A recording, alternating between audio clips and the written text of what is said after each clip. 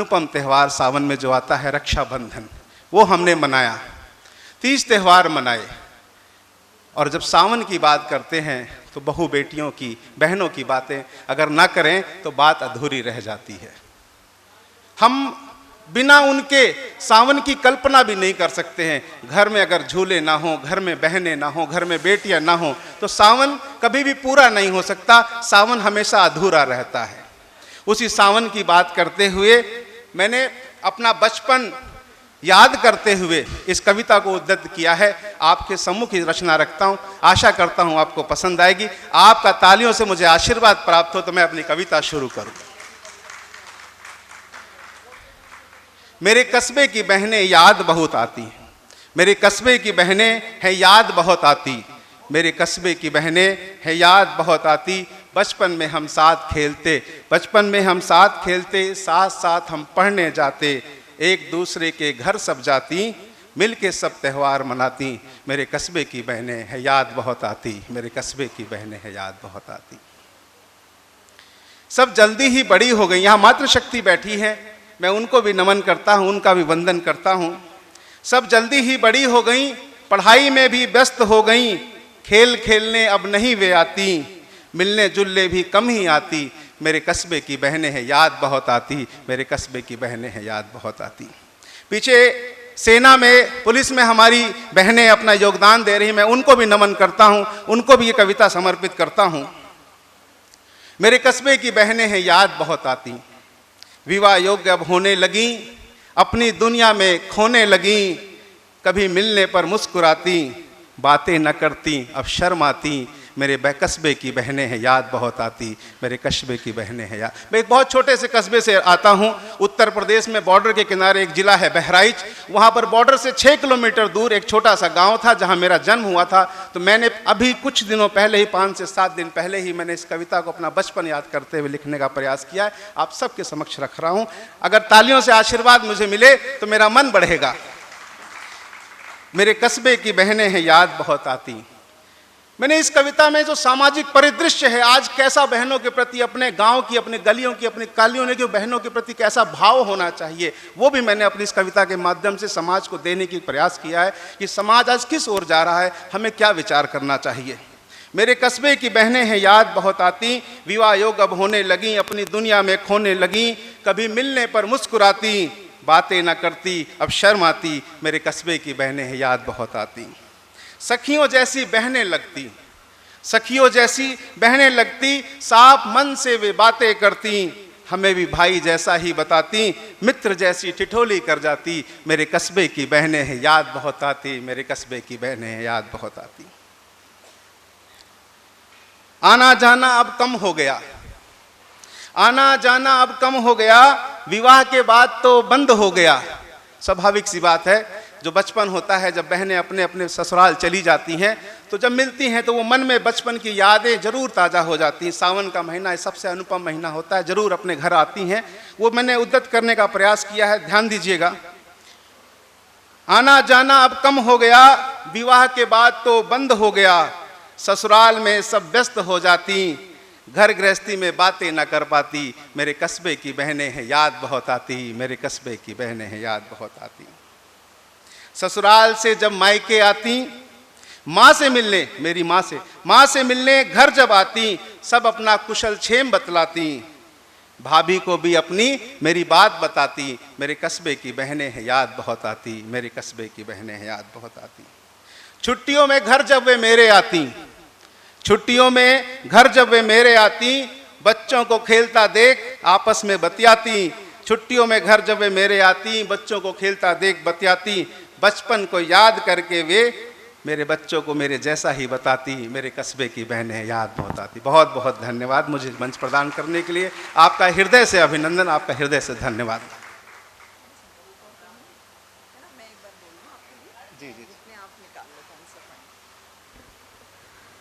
छोटी काशी कही जाने वाली ये भिवानी और उसके नव हस्ताक्षर आपके समक्ष अपनी कविता पाठ कर रहे थे, बहुत सादगी भरे शब्दों में। और यही साहित्य की खूबसूरती भी कि क्लिष्टतम शब्दों के सफ़र से आप सरलतम शब्दों तक अपनी बात को कैसे कह पाते हैं वो अंकुर जी ने यहाँ पर कही। बहुत सुंदर आपका प्रयास। और इस बीच कार्यक्रम में जितने भी व्यक्तित्व आ रहे हैं, भारत जी आए हैं, प्रणाम सर आपको, करण आए हैं, करण वेलकम कार्यक्रम में आने के लिए, कुलभूषण जी हैं, आपका यहाँ पर स्वागत और अभिनंदन। मैं आप सबसे मिलवाती चलूँगी जितने भी व्यक्तित्व यहाँ पहुँचे हैं। और फिलहाल जब तक हमारा विधिवत कार्यक्रम नहीं शुरू हो रहा, हम आपके इस मंच पर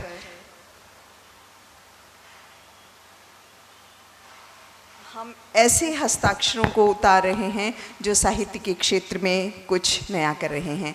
आज के कार्यक्रम में आप देख पा रहे होंगे कि 19वां राजेश चेतन काव्य पुरस्कार है और जिन महान विभूतियों का हमें सानिध्य मिला है वो धीरे धीरे कार्यक्रम में पहुंच रहे हैं। बड़े ही अनुशासन के साथ जो कार्यक्रम में आए हैं श्री दिनेश कश्यप जी, यहाँ पहुँचने पर आपका बहुत बहुत स्वागत और अभिनंदन। मैडम साथ आई हैं। आपके आने से हमारी संस्था का गौरव बढ़ता है और हम आपके सहयोग से, जो आप तन मन धन से सहयोग करते हैं, उसकी वजह से इस तरह के कार्यक्रम कर पाते हैं। न जाने कितने कार्यक्रम सांस्कृतिक मंच ने साहित्य के से जुड़े इस मंच पर किए हैं और अब आप देख रहे हैं नई पौध को जो साहित्य के क्षेत्र में कुछ नया कर रही है। अंकुर, जो आपका मन हो आप सुना सकते हैं। वेलकम। बहुत बहुत धन्यवाद आदरणीय। हमारे बीच में मेरे अग्रज आदरणीय मनोज भारत जी पहुँचे हैं, मैं उनका भी अभिनंदन करता हूं, वंदन करता हूं। आप अखिल भारतीय साहित्य परिषद के नवनियुक्त प्रांत अध्यक्ष नियुक्त हुए हैं, उनको बहुत बहुत बधाई। तालियों से एक बार उनका अभिनंदन करें। हमारे बीच में साहित्य परिषद के भिवानी के महामंत्री विनोद आचार्य जी भी पहुँचे हैं, मैं उनका भी अभिनंदन करता हूँ, बहुत बहुत स्वागत करता हूँ। मैंने जब काव्य के क्षेत्र में मन बनाया तो जो पहली रचना लिखी वो मित्र को समर्पित की। मित्र को समर्पित मेरी रचना मित्रता। बहुत बड़े बड़े लोगों ने मित्रता के विषय में अपने अपनी बातें रखी हैं। मुझे छंदों का, पदों का ज्ञान नहीं है, लेकिन जो मेरे मन के भाव हैं मैंने वो लिखने का प्रयास किया है, आप तक पहुंचाने का प्रयास करता हूं। आपका तालियों से मुझे आशीर्वाद प्राप्त हो। मित्रता, मित्रता यानी कि अधूरेपन की आहुति, मित्रता यानी कि अपनेपन की आपूर्ति। मित्रता वो एहसास है जो होता बहुत खास है। मित्र कोई यूं ही नहीं बन जाता, क्योंकि अजनबियों की इस दुनिया में कोई तो अपने पास है, क्योंकि अजनबियों की इस दुनिया में कोई तो अपने पास है। मित्रता दो हृदयों का परस्पर संबंध है। मित्रता दो हृदयों का परस्पर संबंध है, जो साथ रहते तो नहीं पर साथ देते जरूर हैं। मकान भले ही अलग हों दोनों दोस्तों के, पर दिल दिमाग होते एक हैं, दिल दिमाग होते एक हैं। मैंने मित्रता के धर्म को इस प्रकार से भी समझा है कि मित्र बहुत ज़्यादा होते हैं तो आप अपने मन की बात किसी से नहीं कह पाते हैं, तब भी आप अकेले रह जाते हैं। मित्र को एक ऐसा जीवन में जरूर होना चाहिए जिससे आपको मन की बात कहने में कोई संकोच ही ना हो, उसको ये कहना भी ना पड़े किसी और से मत बताना। ऐसा मित्र जीवन में होना चाहिए। उसकी कल्पना करते हुए मैंने जो रचना में अपनी बात लिखने का प्रयास किया है। मित्र होना ही एक चाहिए, मित्र होना ही एक चाहिए जो अपना समझे अपना ही हो। मित्र होना ही एक चाहिए जो अपना समझे अपना ही हो। महफिल के दोस्तों को दोस्त नहीं कहते हैं साहब, महफिल के दोस्त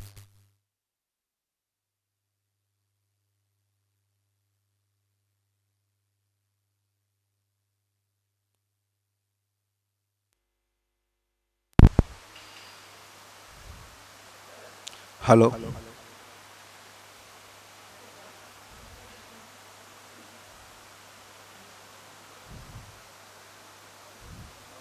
हेलो हमारे बीच में भारतीय जनता पार्टी के जिला अध्यक्ष मेरे बड़े भाई आदरणीय वीरेंद्र कौशिक जी पहुंचे हैं। मैं उनका अभिनंदन करता हूं, उनका वंदन करता हूं। कार्यक्रम में पहुंचने पर उनका बहुत बहुत स्वागत करता हूं। मैं अपनी मित्रता की कविता आपके समक्ष रख रहा था। अब चूंकि मेरे बड़े भाई भी यहाँ पहुँचे हैं तो मैं बताना चाहता हूँ कि मैं मित्रता के विषय में जो बात रखी है वो बड़ी ही अनुपम तरीके से मैंने रखने का प्रयास किया है। मित्र होना ही एक चाहिए, मित्र होना ही एक चाहिए जो अपना समझे अपना ही हो। महफिल के दोस्तों को दोस्त नहीं कहते हैं साहब, क्योंकि शामियाने उजड़ते ही वो और कहीं होते हैं, शामियाने उजड़ते ही वो और कहीं होते हैं। हम पाश्चात्य सभ्यता में एक कैटेगराई आई थी कि फास्ट, गुड और बेस्ट, ये हमारी सभ्यता का हिस्सा नहीं है। हमारे यहाँ तो, मैंने वो बात कहने का प्रयास किया है, हमारे यहाँ तो मित्र केवल मित्र होता है। हमारे यहाँ मित्र तो केवल मित्र होता है, होते होंगे तुम्हारे यहाँ फास्ट, गुड और बेस्ट। हमारे यहाँ तो मित्र केवल मित्र होता है। मित्र है वो खूबसूरत रिश्ता जिसे बनाना नहीं है पड़ता। मित्र है वो खूबसूरत रिश्ता जिसे बनाना नहीं है पड़ता। साथ देने का वादा नहीं, राजनीतिक क्षेत्र में वादे ज्यादा होते हैं, लेकिन साथ देने का वादा नहीं, साथ निभाने का इरादा सही। मित्र हो चाहे अनजान कोई, पर हो उसका ईमान सही, पर हो उसका ईमान सही। साथ काम करने वाले सहकर्मी, अलग अलग तरीके की कैटेगरी होती है मित्रों की, लेकिन मित्र क्या होता है मैं अगली पंक्तियों में बताने का प्रयास कर रहा हूं। साथ पढ़ने वाले सहपाठी, साथ काम करने वाले सहकर्मी, साथ यात्रा वाले सहयात्री, परंतु मित्र होता इन सब से अलग है। उसे बताना नहीं है पड़ता, उसे जताना नहीं है पड़ता, बिन कहे समझ ले जो मित्र होता है वो, मित्र होता है वो।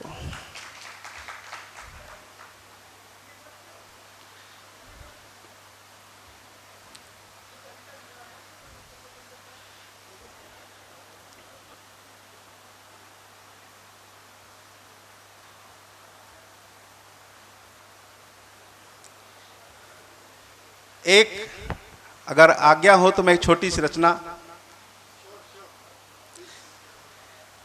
ये प्रॉपर्टी का जो धंधा है, यहां कोई प्रॉपर्टी वाले बैठे हो तो भाई सब बुरा मत मानना। ये जो प्रॉपर्टी का धंधा है, काले धन का अड्डा है। ये जो प्रॉपर्टी का धंधा है, काले धन का अड्डा है। ये धंधा तो फूल रहा, बाकी सबका मंदा है। ये धंधा तो फूल रहा, बाकी सबका, मैं व्यापारी हूं, हम भी कहते हैं सवा शाम काम नहीं चल रहा भाई साहब, लेकिन प्रॉपर्टी वाले कहते हैं मौज में है। ये जो प्रॉपर्टी का धंधा है, काले धन का अड्डा है। ये धंधा तो फूल रहा, बाकी सबका मंदा है। इस धंधे में काली कमाई करने वाले आगे बढ़ रहे। अफसर नेता मिल करके जनता को खूब लूट रहे। अफसर नेता मिल करके जनता को खूब लूट रहे। नेता अफसर झूठ बोल रहे, नेता अफसर झूठ बोल रहे, काले धन को खूब तोल रहे। रजिस्ट्रियों के नाम पर बाबू तहसील में रिश्वत कूट रहे। रजिस्ट्रियों के नाम पर बाबू, बिल्कुल सच्चाई लिख रहा हूं, एक शब्द भिवानी के तहसील की यह सच्चाई है और मेरी इस सच्चाई से कोई भी झुटला नहीं सकता है। आपका काम साधारण तरीके से नहीं होता है, आप उनके मुंह मांगे दाम दीजिए, आपका काम फौरन हो जाएगा। जब ये पीड़ा थी तो मैंने लिखने का प्रयास किया, और ये मेरी पीड़ा नहीं है, समाज की पीड़ा है। कवि का काम है समाज की पीड़ा को समाज के सामने उद्यत करना, सरकार को आगाह करना। उसी प्रक्रिया के तहत मैंने इस कविता को लिखने का प्रयास किया है। काले धन, नेता अफसर झूठ बोल रहे, काले धन को खूब तूल रहे। रजिस्ट्रियों के नाम पर बाबू तहसीलों में रिश्वत कूट रहे। ईमानदार तो परेशान हो रहे, बेईमानों पर मेहरबान हो रहे। बिल्डरों संग मिलकर नेता धंधा पार्टनरशिप में कर रहे। सच्चाई बताता हूं कि नेता व्यापार कैसे करते हैं। बिल्डरों संग मिल करके नेता, ये मेरे भाई साहब बैठे हैं, मैं इनको लेकर के बात नहीं कर रहा हूं, एक सार्वजनिक बात कर रहा हूं। आप तो बहुत ही ईमानदार और बहुत ही कर्मठ व्यक्ति हैं। बिल्डरों संग मिल करके नेता, बिल्डरों संग मिल करके नेता धंधा पार्टनरशिप में कर रहे। किसानों की जमीनों पर सस्ते दामों पर खरीद रहे, फिर छोटे छोटे प्लाटों में उनको करोड़ों में बेच रहे। इन सरकारों का तो क्या है, आज भाजपा की है कल कांग्रेस, आज भाजपा की है कल किसी और की आएगी।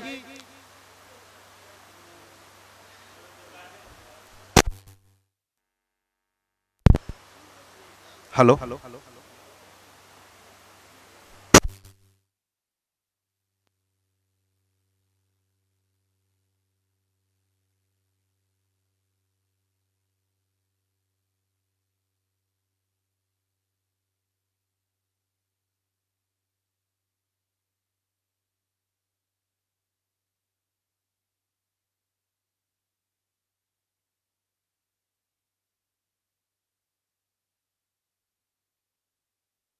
सबका मंदा है।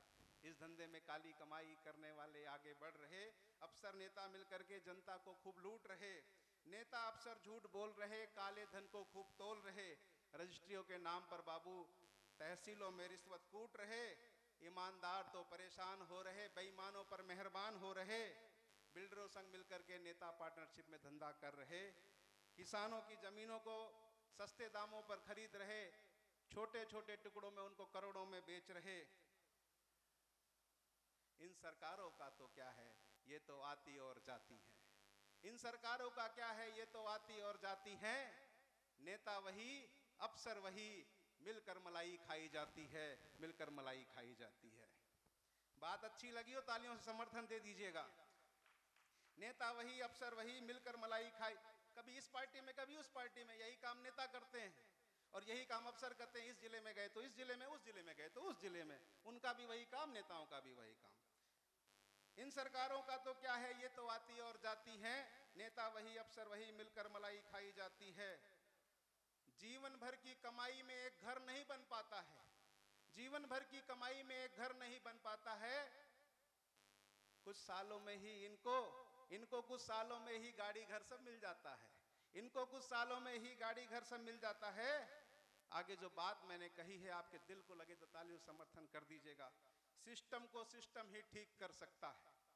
सिस्टम को सिस्टम ही अब ठीक कर सकता है। रिश्वत लेने वाला कभी देशभक्त नहीं हो सकता है। रिश्वत लेने वाला कभी देशभक्त नहीं हो सकता है। देशद्रोह का आरोप इन टैक्स चोरों पर भी लगना चाहिए। आतंकवाद की तरह टैक्स चोरी भी देशद्रोह होना चाहिए। आतंकवाद की तरह टैक्स चोरी भी देश। बहुत बहुत धन्यवाद।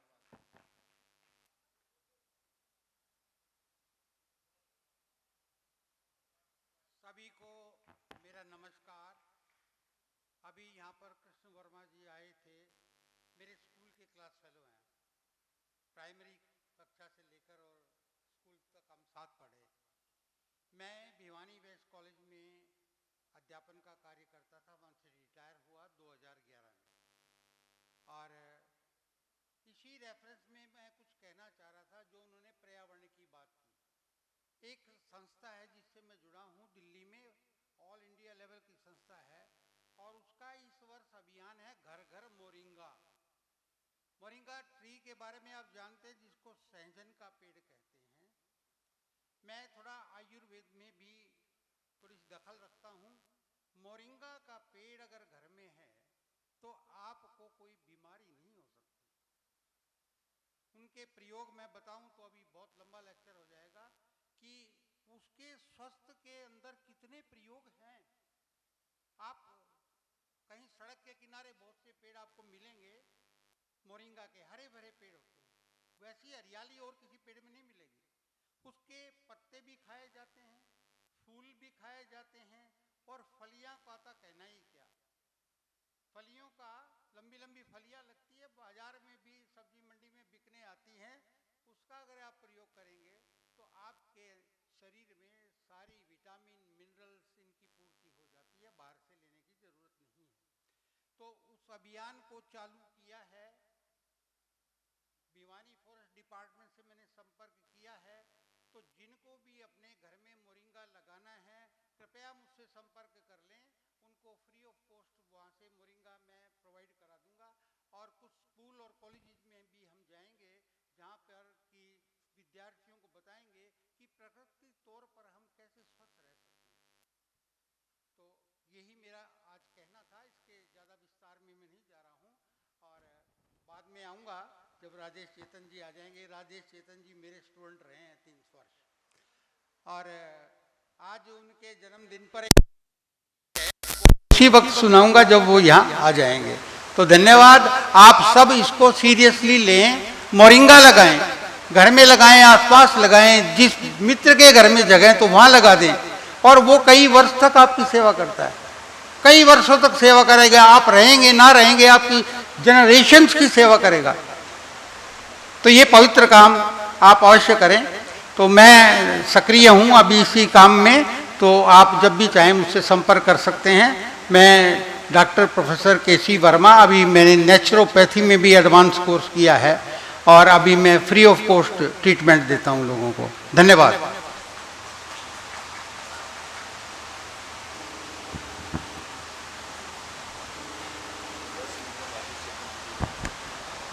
बहुत बहुत धन्यवाद वर्मा जी। इस बीच कार्यक्रम में जितने भी व्यक्तित्व पहुँचे हैं सभी का यहाँ पधारने पर बहुत बहुत स्वागत। कार्यक्रम में रमन शांडिल्य जी आए हैं।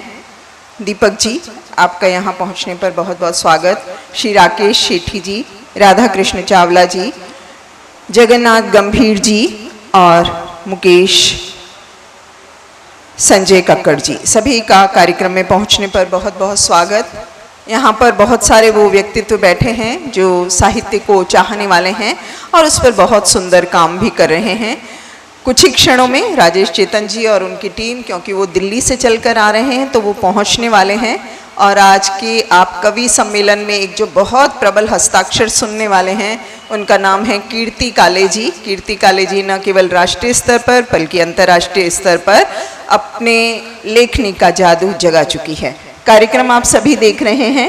आज कार्यक्रम में मुख्य अतिथि के रूप में श्री वीरेंद्र कौशिक जी पहुंचे हैं। आप भाजपा के जिला अध्यक्ष हैं और इससे पहले जो आप कविता सुन रहे थे वो बिल्कुल भी आपके लिए नहीं थी अंकुर जी, और अन्यथा कोई भी इसे न ले। साहित्य समाज का दर्पण होता है और जैसा समाज में हो रहा होता है उसका चित्र साहित्यकार खींचते हैं, कवि और लेखक खींचते हैं और उस दर्पण में यदि आपको अपनी छवि नजर आती है तो आप उस छवि के आधार पर अपना आंकलन कर सकते हैं। सांस्कृतिक मंच के संरक्षक डॉक्टर डीवी ढिल्लो जी यहाँ पहुँचे हैं। मैं चाहूँगी जोरदार तालियों से उनका भी स्वागत करें। सर, यहाँ आने पर आपका बहुत बहुत शुक्रिया, धन्यवाद। डॉक्टर साहब हमारी संस्था के संरक्षक हैं और तन मन धन से हमारी संस्था के साथ जुड़े हैं। उनकी शालीनता, उनकी समाज के प्रति संवेदनशीलता और गंभीरता दर्शाती है कि इतने सुंदर समाज की संरचना के पीछे कौन लोग हैं। आप जैसे लोग ही जब अपने समय से बेशकीमती समय इस तरह के कार्यक्रमों को देते हैं तो इस तरह के आयोजन बनते हैं। एक बार पुनः हम आज याद कर लें पंडित शिवनारायण शास्त्री को, जिन्होंने इतना भव्य प्रासाद हमको दिया जिसमें बैठकर हम साहित्य और संस्कृति से जुड़े अनेकों अनेक कार्यक्रम कर पाते हैं। आज उसी श्रृंखला में 19वां राजेश जैन काव्य पुरस्कार, जो अब की बार बलजीत कौर तन्हा मैडम हैं, इन्हें मिलने जा रहा है। व्यंग की ये लेखिका हैं और बहुत सुंदर लिखती हैं। इन्हें आज ये अलंकरण दिया जाएगा। सांस्कृतिक मंच के पुरोधा, सांस्कृतिक मंच के संस्थापक सदस्य डॉक्टर बीबी दीक्षित जी, डॉक्टर बुद्धदेव आर्य जी, श्री जगत नारायण जी, रणविजय जी। हर एक कार्यक्रम के पीछे उसकी परिकल्पना क्या है, उनका पूरा हाथ होता है उस कार्यक्रम को सिरे चढ़ाना, उसमें कार्यक्रम के अनुरूप श्रोताओं को बुलाना, उन श्रोताओं को बांध कर बिठाना, ये सब हमारे संस्थापक सदस्यों का कार्य है और यही प्रमाण है कि हम इस तरह के काम कर पाते हैं। पुलिस विभाग से कुछ बेटियां हमारे साथ बैठी हैं, हम सब उनके लिए भी जोरदार तालियां बजा दें। कल सबने रक्षाबंधन मनाया है, रक्षाबंधन की बहुत खूबसूरत कविता आपने सुनी है और ये बेटियां अपनी वर्दी में बहुत मुस्तैदी के साथ, इन्हें आप जहां भी खड़ा कीजिए, अपनी ड्यूटी को निभाती हैं और यही भारतवर्ष की सुंदर तस्वीर भी है कि वो बेटियां जो घर में पली बड़ी वो अब हर क्षेत्र में जाकर बहुत सुंदर काम कर रही हैं। आज का कार्यक्रम कवि सम्मेलन है, साहित्य से जुड़ा है और साहित्य की बहुत सारी विधाएं हैं। आप कहानी, कथा, नाटक, एकांकी, संस्मरण, रेखाचित्र, न जाने कितने रूपों में साहित्य को दर्शाते हैं और उसी की एक बहुत खूबसूरत विधा है कहानी कहना। और करण यहाँ बैठे हैं, करण के लिए हम एक बार जोर से तालियां बजा दें। करण बहुत अच्छी कहानी सुनाते हैं और आप यकीन मानिए जब से सोशल मीडिया आया है तो कहानी कहना जो हम घर में अपने बूढ़े दादा दादी से सुनते थे, आज वो एक बहुत खूबसूरत विधा बन चुकी है। और रेडियो पे तो आप सुनते ही हैं, लेकिन सोशल मीडिया के और बहुत से ऐसे प्लेटफॉर्म जहाँ पर आप कहानी जैसी विधा, पुस्तक पढ़ने की कला, इन सब से भी रूबरू हो सकते हैं। हमारी संस्था के अनिल वत्स जी यहाँ पर हैं। कुछ ही क्षणों में प्रोग्राम शुरू हो, मैं अनिल वत्स जी आपको बुलाऊंगी, आप आए। और अनिल शर्मा जी आप यहाँ आए और अपनी हरियाणवी में एक रचना सुना दें। इतनी देर में हमारे मुख्य अतिथि यहाँ पहुँचते हैं। अलका शर्मा मैम यहाँ पर आई हैं। यहाँ आने पर आपका बहुत बहुत स्वागत मैम। और आपने इस संस्था के लिए समय निकाला। पूरा परिवार आपका शुक्रिया अदा करता है। आज के कार्यक्रम में मुख्य अतिथि के रूप में जो हमारे बीच पहुंचेंगी, हमारे ही क्षेत्र की जानी मानी राजनीतिज्ञ श्रीमती श्रुति चौधरी जी, और उनके समक्ष हम अलंकरण समारोह आयोजित करेंगे। तब तक आप एक बहुत सुंदर सी कविता का आनंद लीजिए। अनिल जी। धन्यवाद जी। सबसे पहले शारदा माता का कर ध्यान, फिर हर एक इंसान का करता हूँ सम्मान। सबका ही सम्मान हो, किस किस का लूँ नाम। मैं तो सबको कर रहा हाथ जोड़ प्रणाम। लोग जैसा मुझे समझते हैं मैं वैसा नहीं दिखता हूँ, क्योंकि मैं हरियाणवी में सैड सॉन्ग लिखता हूँ। हरियाणवी में कहो कहाँ सैड सॉन्ग होते हैं, यहाँ तो केवल सैड होने के बस ढोंग होते हैं। लेकिन अब मैं आज के लिए हिंदी रचना ही प्रस्तुत करना चाहूँगा आप सबके समक्ष, ज़्यादा समय नहीं लेते हुए। एक पिता की तरफ से है, अपनी बेटी को संस्कार दे रहा है, संस्कारों की शिक्षा दे रहा है। ससुराल में जाते वक्त आप लोगों ने सुना होगा, बाबुल की दुआएं लेती जा, जा तुझको सुखी संसार मिले। उसी तर्ज को मैंने अपने शब्दों में लिखा है, तो प्रस्तुत है। ससुराल में जाकर हे बेटी, सम्मान हमें तू दिला देना। ससुराल में जाकर हे बेटी, सम्मान हमें तू दिला देना। कोई बोल कड़क कहना न कभी, बस प्यार की जोत जला देना।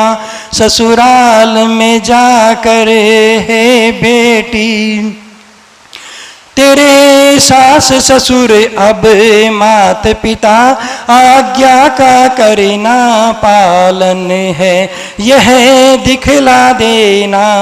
जा कर के हमने जो किया तेरा लालन है, मेहनत से कभी हो ना दुखी, खुश हो करके दिखला देना। कोई बोल कड़क कहना न कभी, बस प्यार की ज्योत जला देना। आज्ञा न यदि कोई मिल पाए, नहीं बाहर कदम बढ़ाना है। घर में जो भी उपलब्ध रहे, वही खुश हो कर के खाना है। ज़्यादा न कभी मिल पाए तो थोड़े में काम चला देना। कोई बोल कड़क कहना न कभी, बस प्यार की ज्योत जला देना।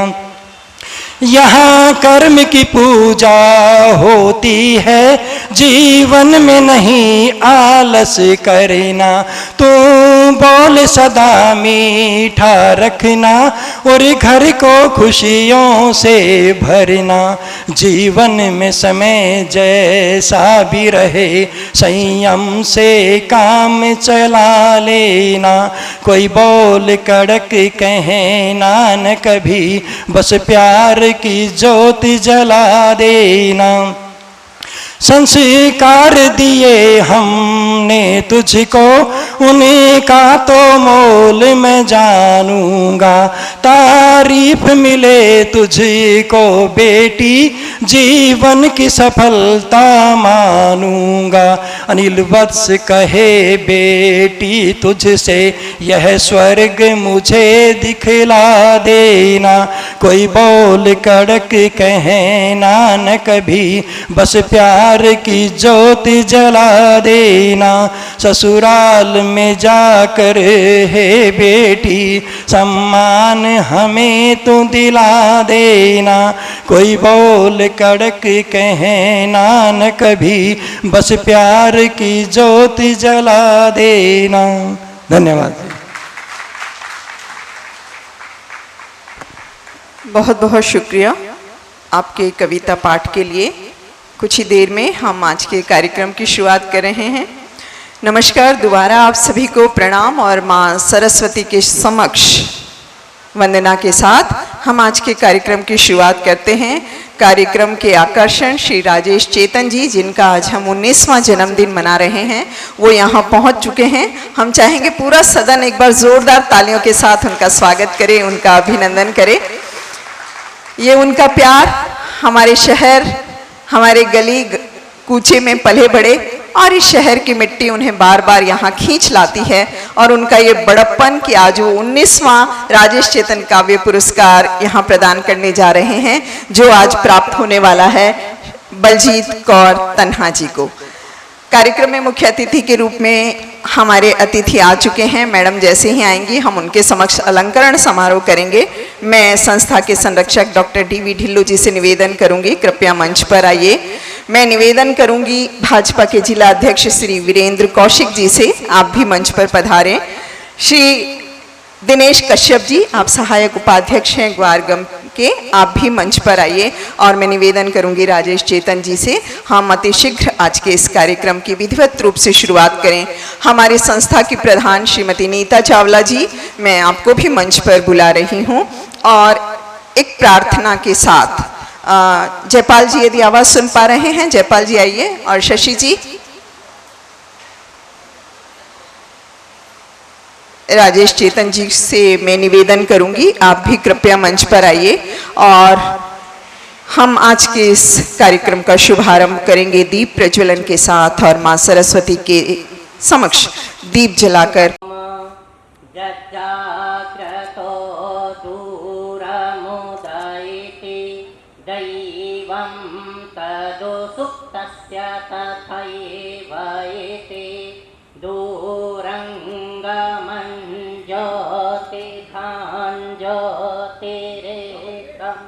तन्मे मनः शिव संकल्पमस्तु। ॐ शुभं करोतु कल्याणम् आरोग्यं धनसम्पदः दुष्टबुद्धि विनाशाय दीपज्योतिर्नमोऽस्तु ते। दीपज्योतिः परं ज्योतिः दीपज्योतिर्जनार्दन आत्मबुद्धि प्रकाशाय दीपज्योतिर्नमोऽस्तु ते। ओम असत्। आज के इस कार्यक्रम की शुरुआत करेंगे। हम आपको बता दें, आज हमारे कार्यक्रम में मुख्य अतिथि के रूप में श्रीमती श्रुति चौधरी, मंत्री हरियाणा सरकार, महिला एवं बाल विकास मंत्री का सानिध्य मिलेगा। विशिष्ट अतिथि के रूप में उपलब्ध है, परंतु मंचीय परंपरा का ये साक्षात स्वरूप इतना भव्य और सुंदर है, इसका आनंद अपने आप में अनुपम और अनूठा होता है। अतिथि देवो भव की परंपरा के साथ मैं शशि जी से निवेदन करूंगी, आप यहाँ आए। और अतिथि देवो भव की परंपरा, सबसे पहले हम रणविजय जी, यदि आवाज़ सुन पा रहे हैं, और वधवा जी से निवेदन करेंगे हमारी संस्था के संरक्षक डॉक्टर DV ढिल्लो जी का सम्मान पटके द्वारा प्रतीक हमारी संस्था। बहुत सुंदर ये दृश्य, श्री परिवार के सदस्य, और हमेशा उनका सानिध्य हमें मिलता रहता है। कार्यक्रम में हमारे बीच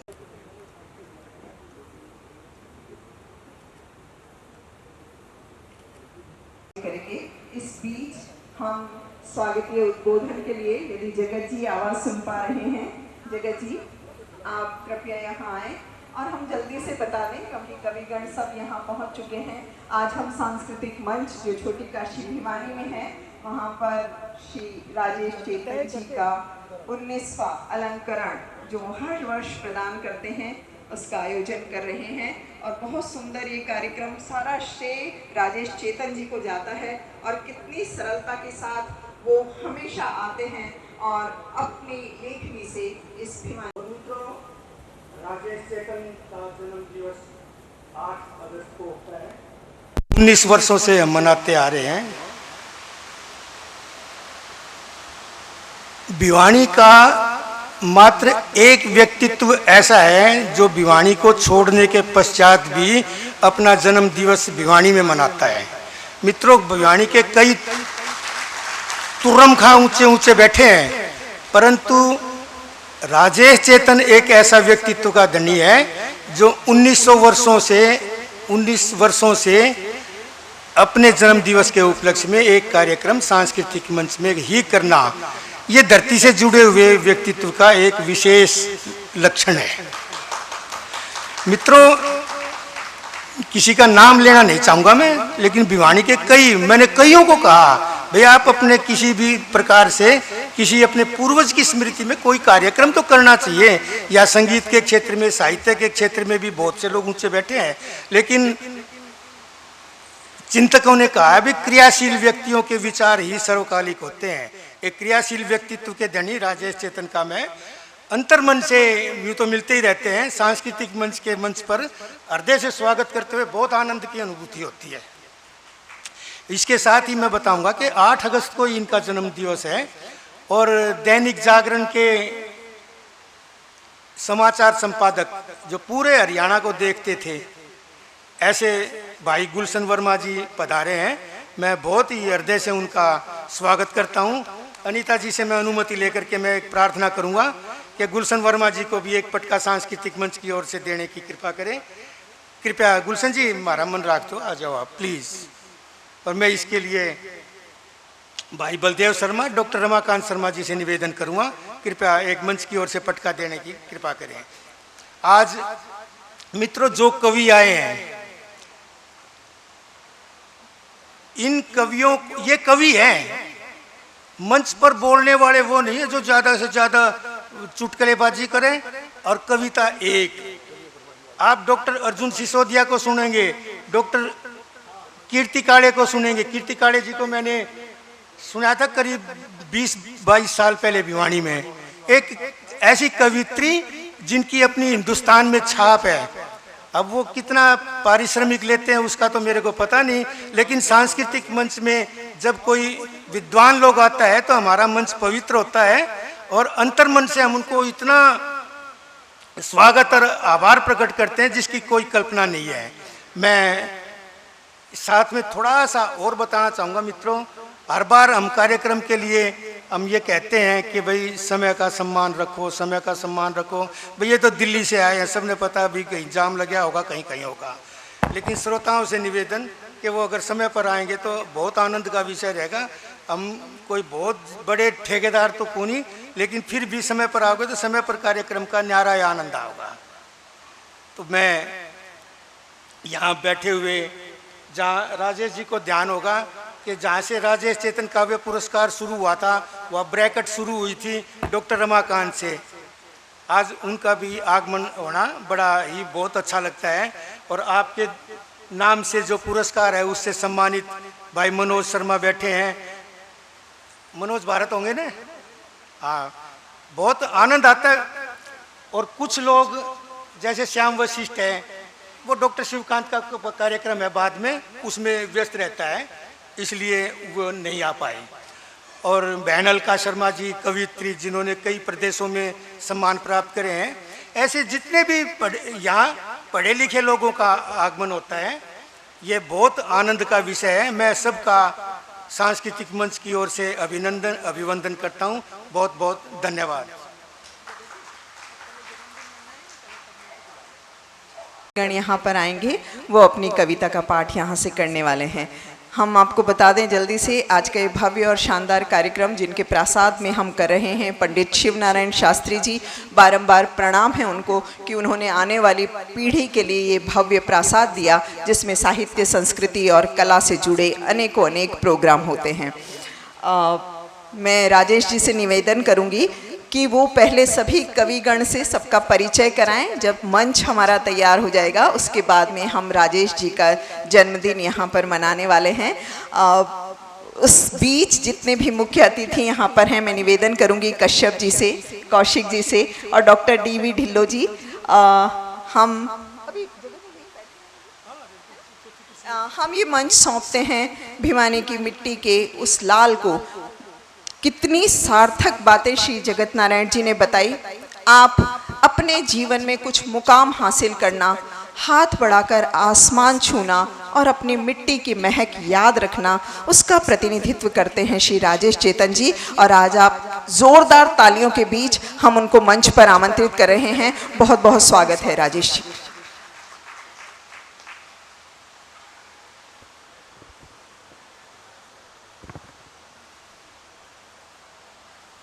बहुत बहुत धन्यवाद अनीता नाथ जी, बहुत ही अच्छा संचालन करती हैं अनीता जी। अब राष्ट्रपति भिवानी आए और संचालन अनीता जी करें तो आप विचार कर सकते हैं क्या लेवल उनके संचालन का रहता है। उनके जैसा उच्चारण बहुत कम लोगों का मैं देखता हूं। मुझे लगता है कि तालियां कुछ कम रही उनके संचालन के लिए। हम भारतीयों को तारीफ करने की, प्रशंसा करने की आदत कम है, हमको धन्यवाद देने की आदत कम है, हमको अप्रिशिएट करना नहीं आता। ये हम कमजोर लोग हैं, क्योंकि दुनिया में मैंने देखा है कि लोग हर बात में थैंक्स करते हैं, हर बात में जो है कोई गलती होगी तो सॉरी बोलते हैं। अपने यहाँ ये परंपरा कम है, हम टेक इट ग्रांटेड ले लेते हैं। मंच पर विराजमान दिनेश कश्यप जी, वीरेंद्र कौशिक जी, धर्मवीर ढिल्लो साहब, आप सबका बहुत अभिवादन करता हूं कि आपने अपना बहुमूल्य समय आज इस सांस्कृतिक मंच के अनुष्ठान को दिया है। कवियों को इकट्ठा करने में समय लगा। दिल्ली में कोई गाजियाबाद से है, कोई गुलावटी से है, कोई द्वारिका से है। अपने यहाँ कहा गया है कि कवि और कपि एक जैसा होता है, और पहली बार सांस्कृतिक मंच ने जो काम संध्या काल में कवि सम्मेलन करते थे वो बोले प्रातः करेंगे। अब कवि सम्मेलन की परंपरा ही वो है, जब रवि चले जाते हैं तो कवि आते हैं। आज पहली बार हो रहा है कि रवि भी है और कवि भी है एक साथ। तो ये प्रयोग बड़ा दुष्कर प्रयोग है, आसान नहीं था। तो थोड़ा बहुत तो घल्लू घारा इसमें होना ही था। मैंने बहुत प्रयास किया, तो कोई अपनी बहन के घर था, कोई कहाँ था।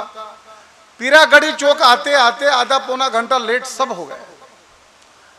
तो भी आप लोग आए हैं, थोड़ा सा आपसे क्षमा प्रार्थना कि हम विलंब से चल रहे हैं।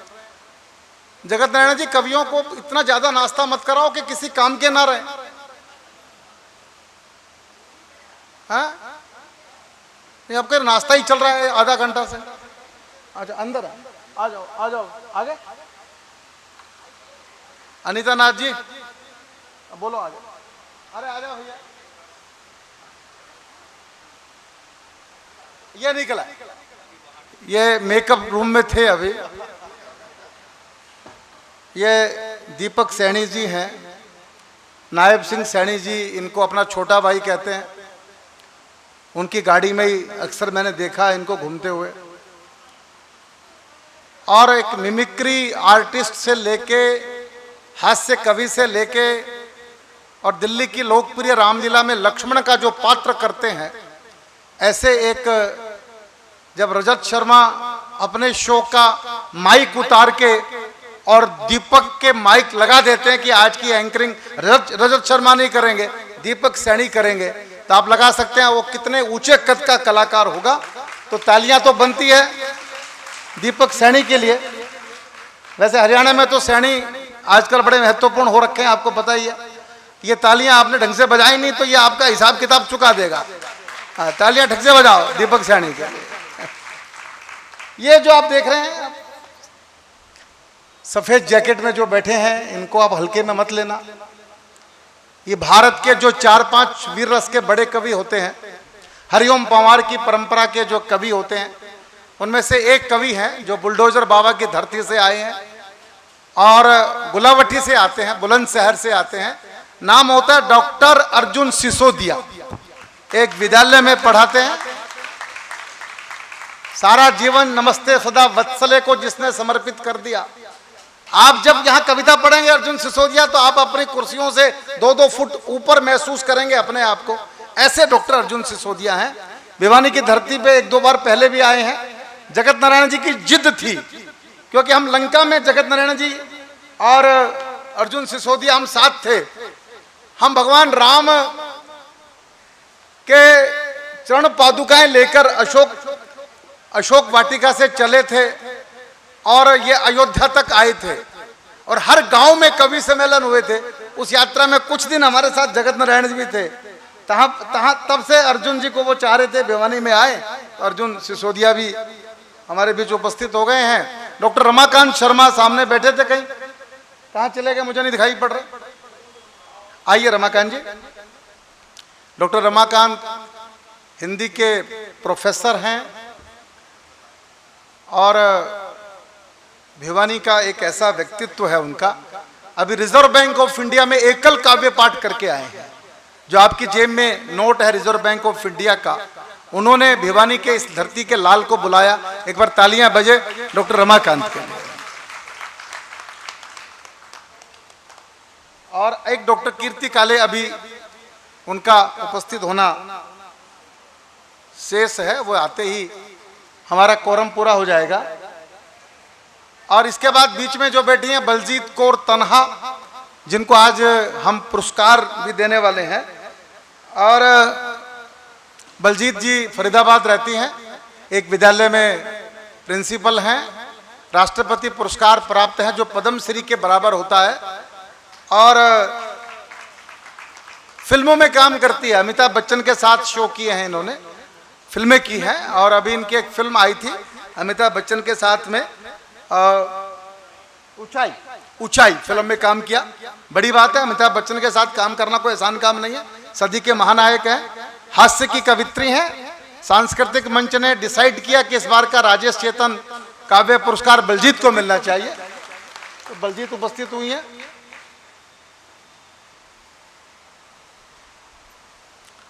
मेरे सामने मेरे समधी साहब बैठे हैं, सजन अग्रवाल साहब।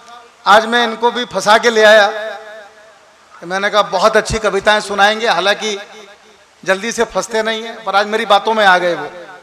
और 25 किलोमीटर दूर मुझे लेने गए, बोले भाई समधी की इज्जत तो करनी चाहिए, राजेश मैं आ रहा हूं तुझे लेने के लिए। मुझे पहली बार अच्छा लगा कि कोई एक इतना बड़ा आदमी भिवानी का 25 किलोमीटर दूर खरक से आगे गाड़ी लेके खड़े थे, और वहां से बोले चल मैं आगे आगे मेरी गाड़ी चलेगी, पीछे पीछे तेरी गाड़ी चलेगी। तो मैंने फिर कहा नहीं, मैं आपके साथ ही बैठ जाता हूं, वो ज्यादा ठीक रहेगा। तो सजन अग्रवाल साहब का भी बहुत बहुत धन्यवाद, आप पधारे हैं। कीर्ति काला जी को देखो ना क्या है, 2-4 मिनट मैं सोचा संचालन आज उनसे करवाते, मेरा मन ये था। हाँ? तो अर्जुन जी आप संचालन करो फिर, और क्या राजेश जी पहले जन्मदिन, आज पहले जन्मदिन कर लो, आ जाएंगे। बहुत बहुत धन्यवाद राजेश चेतन जी, आप सभी का परिचय कविगण से करा रहे थे, और बहुत सुंदर आज का ये कार्यक्रम, बहुत भव्य आज का ये कार्यक्रम, जब आप मंचीय परंपरा के बहुत शानदार कवियों को इस मंच से सुनने वाले हैं। जितने भी महानुभाव पहली बार यहाँ आए हैं, हम बता दें हमारा ये छोटा सा शहर छोटी काशी के नाम से जाना जाता है, क्योंकि इसके गली गली में मंदिर है और आस्था का प्रवाह यहाँ अनवरत है, निरंतर है। छोटी काशी का पूरा ये सदन आप सभी का स्वागत करता है और अभिनंदन करता है। हम यदि इस मंच की बात करें तो इस मंच ने राष्ट्रीय और अंतर्राष्ट्रीय स्तर के उन हस्ताक्षरों को यहाँ पर देखा है जिसका स्पंदन आज भी जब आप इस मंच पर होते हों तो आपको अनुभूत होता है। ऐसा ये मंच, पूजनीय मंच, इसकी गौरव और इसकी थाती अपने आप में अनुपम और अद्वितीय। और यहाँ से आज का शानदार कवि सम्मेलन 19वां राजेश चेतन काव्य पुरस्कार जो आज मिलने जा रहा है बलजीत कौर तन्हा जी को। इसी बीच हमारे कार्यक्रम में डॉक्टर कीर्ति काले पहुंची हैं। बहुत सुंदर महकता सा उनका व्यक्तित्व, और राष्ट्रीय ही नहीं बल्कि अंतर्राष्ट्रीय स्तर पर उनकी लेखनी का जादू खूब चला है और बहुत सुंदर काम उन्होंने किया है। हम चाहेंगे पूरा सदन जोरदार तालियां बजा दें। मैं इंदू जी से निवेदन करूंगी, इंदू जी आप आएं और पटके द्वारा उनका भी सम्मान करें। कीर्ति काले जी हमारे बीच यहाँ पर पहुंची हैं।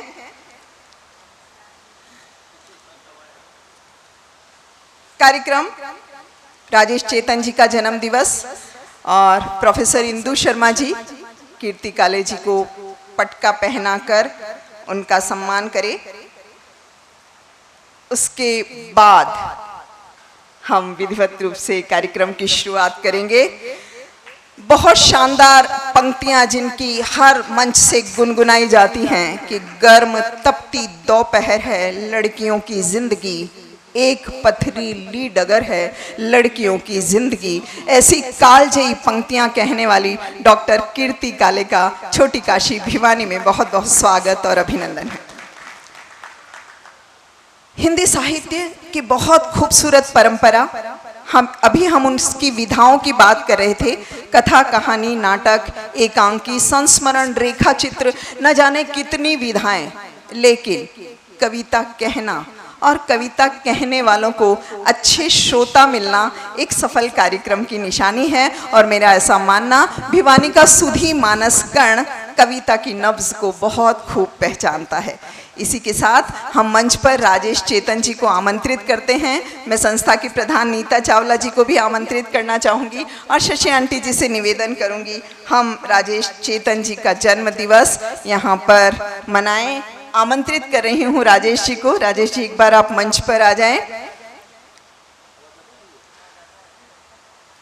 जोड़ने की कला में निपुण एक शानदार व्यक्तित्व, जिसने न केवल भारतवर्ष बल्कि अंतर्राष्ट्रीय स्तर पर भिवानी के व्यक्तियों को चुन चुन कर एक BPMS परिवार बनाया और उस परिवार के ये पुरोधा हमारी संस्था की प्रधान श्रीमती नीता चावला जी।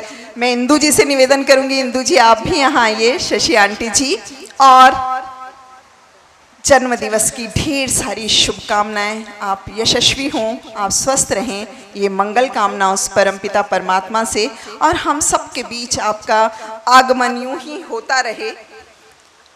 हर पल हर क्षेत्र आज तुम्हारा अभिनंदन है। कविता की आवाज तुम्हारा अभिनंदन है, कविता की आवाज तुम्हारा अभिनंदन है।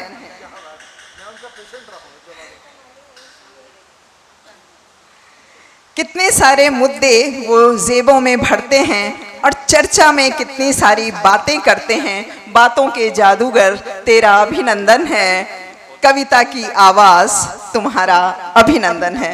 राजेश जी एक बार यहाँ आ जाइए। वर्मा जी आपको बुलाऊंगी। एक पौधा आप लेकर आए हैं आपके शिष्य के लिए। राजेश चेतन जी उनके स्टूडेंट हैं और वो पौधा ये देना चाहते हैं। आपका बहुत बहुत स्वागत और अभिनंदन है। उसके बाद हम ये मंच राजेश चेतन जी को सौंपेंगे और जैसा भी वो, हाँ बिल्कुल बिल्कुल, पौधे को मुझे और परिष्कृत करना है।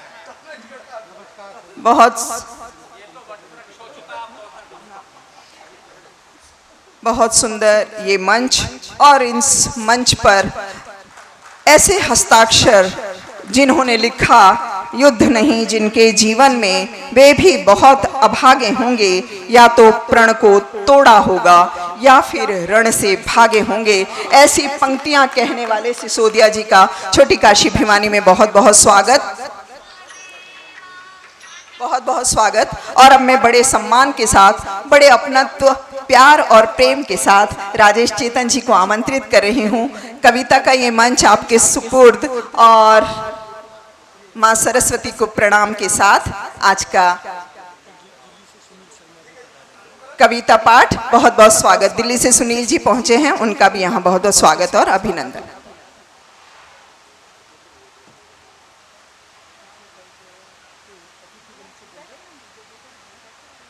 मैं आप सबका स्वागत करता हूं। आज ये सब अंतर्राष्ट्रीय कवि हैं। एक एक करके मैं सबका परिचय आपको दूंगा। कार्यक्रम की अवधि बहुत लंबी नहीं है, बस 1-1.25 घंटे में हम चाहते हैं कि हम कवि सम्मेलन को संपन्न कर दें। चलेगा ना इतना, या और कम करो? हाँ, 1 घंटे में सब समाप्त, 1.5 घंटा, 2 घंटा, एक विचार हो जाओ, सब तय कर लो। हाँ? 2, कोई समझ नहीं आ रहा है, कोई 1.5 बोल रहा है, कोई 2 बोल रहा है। मेरे पास ऐसे कवि हैं जो 2 घंटे अकेले बोल सकते हैं। विचार आप करो। मुझे अच्छा लगा जब हमारी बहन ने आके मेरे कान में कहा कि मैं बसंत लाल वैद्य जी की बेटी हूं। ये वो नाम है भिवानी के जो मेरे हृदय के भीतर हैं। वो हलवासिया ट्रस्ट का एक औषधालय हुआ करता था, उसमें प्रैक्टिस करते थे और मैं उनका पेशेंट था। तो मुझे अच्छा लगा कि अब अगली पीढ़ी शहर को संभाल रही है। कवियों का सबसे पहले मेरे शहर में बहुत अभिनंदन है, बहुत स्वागत है। मैं भिवानी छोड़कर गया तो मैं अपने बदले एक कवि को लेकर आया जिसका नाम है डॉक्टर रमाकांत शर्मा। ऐसा नहीं, मैं अकेला नहीं गया। और ये इतना ही नहीं था, इनको दिल्ली बुला के भिवानी की नागरिकता भी दी। पूछ लो इनसे दी कि नहीं दी, क्यों भाई साहब? हाँ। और इनसे आग्रह किया कि जब तक धरती पर रहो भिवानी रहोगे। तो वादा किया राजेश भैया मैं भिवानी रहूंगा। तो मैं आप सबका स्वागत करते हुए, एक परंपरा है माँ सरस्वती की वंदना से हम कवि सम्मेलन को आरंभ किया करते हैं। और एक ऐसी श्रेष्ठ कवित्री जब विराजमान हो, भारत में तो 3, 4, 5 बड़े स्वर हैं कविता के, कवित्रियों में उनमें से एक हस्ताक्षर डॉक्टर कीर्ति काले का होता है, जिनकी डेट मिलती नहीं है। वो एक दिन में 15 प्रस्ताव उनके पास होते हैं, उसमें से वो एक को चूज करती है कि मैं कहाँ जाऊंगी। पर वो मुझे अपना छोटा भाई मानती हैं, मेरे से बड़ा स्नेह करती हैं। मैं इनके ससुर साहब से मिला, वो डॉक्टर हेडगेवार के समय के स्वयंसेवक थे, 3rd ईयर शिक्षित। ये मराठी हैं और हिंदी की कवित्री हैं। मतलब ऐसा व्यक्तित्व जो डॉक्टर हेडगेवार के साथ रहा होगा, सोचो अब कैसा व्यक्तित्व रहा होगा उनका। उस परिवार से डॉक्टर कीर्ति काले आती हैं।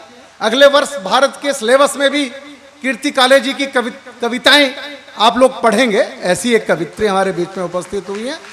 25 से ज्यादा देशों में काव्य पाठ कर चुकी हैं, 6000 से ज्यादा कवि सम्मेलन कर चुकी हैं। भारत के जितने राष्ट्रपति इनके कवि सम्मेलन में आने के बाद राष्ट्रपति और प्रधानमंत्री हुए हैं, जिन्होंने उनके सामने बैठकर डॉक्टर कीर्ति काले के सुना है, ऐसी एक कवित्री आज भिवानी की धरती पर आई है। तालियां बजा के स्वागत होना चाहिए कि नहीं होना चाहिए? थोड़ी देर इस सांस्कृतिक सदन को सरस्वती का मंदिर बना दीजिएगा, ध्यान मगन होइएगा, आंखें बंद करके रखिएगा। डॉक्टर कीर्ति काले से निवेदन, करबद्ध निवेदन, मां वीणा पाणी की वंदना प्रस्तुत करें। एक बार तालियां फिर उठा दीजिए डॉक्टर कीर्ति काले। नाम अर्थ संघा नाम रसा नाम छंद सामपि मंगला नाम च कर्तारौ वंदे वाणी विनायकौ। शब्दों, अर्थों, शब्द प्रबंधों की अधिष्ठात्री माँ वागीश्वरी को प्रणाम करती हूँ। मंचस्थ सभी अग्रज कविगण, कवित्री बहन और भिवानी नगर के आप सभी प्रबुद्ध और रसिक श्रोताओं को भी प्रणाम निवेदित करती हूँ। और आदरणीय राजेश जी को जन्मदिन की बहुत बहुत शुभकामनाएं देती हूँ। वे इसी तरह से स्वस्थ रहें, आनंद पूर्वक रहें और हम सभी पर अपना स्नेह लुटाते रहें। इसी कामना के साथ माँ सरस्वती जी की वंदना प्रारंभ करती हूँ। लेकिन एक निवेदन करूँगी कि वंदना के साथ साथ आप लोग अपना मन देंगे तो मुझे सुनाने में अच्छा लगेगा, आपको सुनने में आनंद आएगा। एक बार आगे से लेकर पीछे तक, दाएं से लेकर बाएं तक सब लोग दोनों हाथ ऊपर उठाकर एक बार जोरदार तालियां बजाकर मुझे माँ वागीश्वरी की वंदना की अनुमति प्रदान करें।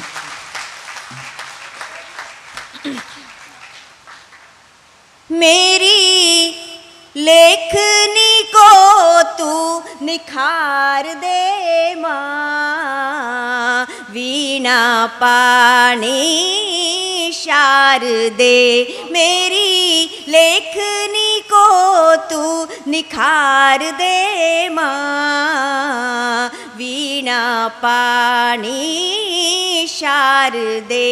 मेरे जीवन को तू संवार दे माँ, वीणा पाणी शारदे। श्वेत वसन परमात्म विराजे, श्वेत वसन मन मोहे, श्वेत कमल परमात्म। आप लोग रिदम के साथ तालियां बजा सकते हैं, अच्छा लगेगा कि श्वेत कमल परमात्म विराजे, श्वेत वसन मन मोहे, एक हाथ में जपमाला दूजे में पुस्तक सोहे, दोनों हाथों से वीणा झनकार दे माँ, दोनों हाथों से वीणा झनकार दे माँ, वीणा पानी शारदे, मेरी लेखनी को तू निखार दे माँ, वीणा पानी शारदे, ऐसा तू वरदान दे मैया जो सोचूं लिख पाऊँ, ऐसा तू वरदान दे मैया। आप लोग थक गए हैं क्या? थके नहीं है ना? अभी तो कार्यक्रम प्रारंभ होने वाला है, एक बार जोरदार तालियां बजाइए। ऐसा तू वरदान दे मैया जो सोचूं लिख पाऊँ, ऐसा तू वरदान दे मैया जो सोचूं लिख पाऊँ, अक्षर अक्षर पंक्ति पंक्ति में तेरा ही यश गाऊँ, अपनी छवि मुझ में तू उतार दे माँ, अपनी छवि मुझ में तू उतार दे माँ, वीणा पानी शारदे, मेरी लेखनी को तू निखार दे माँ, वीणा पानी शारदे, सभी प्रेम से रहे सभी के मन में माँ आनंद रहे, सभी प्रेम से रहे सभी के मन में माँ आनंद रहे, नहीं घृणा की चले आंधियाँ ना कोई छल छंद रहे, सबको ज्ञान का तू उपहार दे माँ, सबको ज्ञान का तू उपहार दे माँ, वीणा पानी शारदे, मेरी। एक बार दोनों हाथ ऊपर उठाइए और इन्हें तालियों में तब्दील कीजिए, ऐसा लगना चाहिए कि वीणा पानी स्वयं यहाँ उपस्थित होकर हमें आशीर्वाद दे रही हैं। मेरी लेखनी को तू निखार दे माँ, वीणा पानी शारदे, मेरे जीवन को तू संवार दे माँ, वीणा पानी शारदे, वीणा पानी शारदे, वीणा पानी शारदे।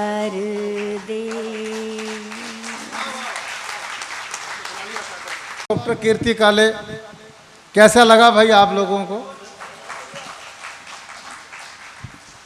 धन्यवाद। वैसे डॉक्टर साहब आ गए, क्या बात है, जिंदाबाद। डॉक्टर करण पूनिया का कोई जवाब नहीं, हमारे भिवानी के कल्चरल एम्बेसडर होते हैं आप। और जगत नारायण जी बाहर जा रहे हैं, फिर भीतर आ रहे हैं, फिर बाहर जा रहे हैं, फिर भीतर आ रहे हैं। जैसे बेटी का ब्याह में बाप की स्थिति होती है ना, बारात आ गई कि नहीं आ गई, दूल्हा आ गया कि नहीं आ गया, फलाना आया कि नहीं आया, वैसी हालत इनकी हो रखी है इस समय जगत नारायण की। जगत नारायण जी मेरे बाल सखा हैं। बाल सखा मतलब जब हमारे दोनों के बाल पूरे पूरे थे तब से हम सखा हैं।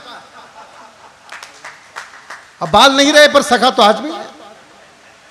एक साइकिल होती थी हम जिस पे दोनों लड़ते थे, मैं चलाऊंगा मैं चलाऊंगा। एक शिवाजी शाखा, फिर वहां से निकल के भीम शाखा, फिर इधर से हनुमान शाखा, ऐसे घूमते रहते थे निक्कर पहन के। उस समय निक्कर की कोई बहुत ज्यादा इज्जत हमारी करते नहीं थे, लोग डरते थे हमसे। आजकल दंडवत करने लगे, पता नहीं क्यों करने लगे, हमें तो पता नहीं। पहले तो ऐसी हालत थी एक जमाने में, जो हाँ पैंट आ गया, पैंट आ गया। तो मैं अब सबका अभिवादन करते हुए, बहुत भिवानी जब मैं होता हूँ तो मैं अपने मायके में होता हूँ, और मायके में तो जब लड़की या लड़का होता है तो वो थोड़ा बिगड़ जाता ही है, पुरानी बातें याद कर लेता है वो सब अपनी। तो मुझे भी बड़ा सुख प्राप्त होता है जब मैं अपने शहर में होता हूँ अपने नगर में होता हूँ।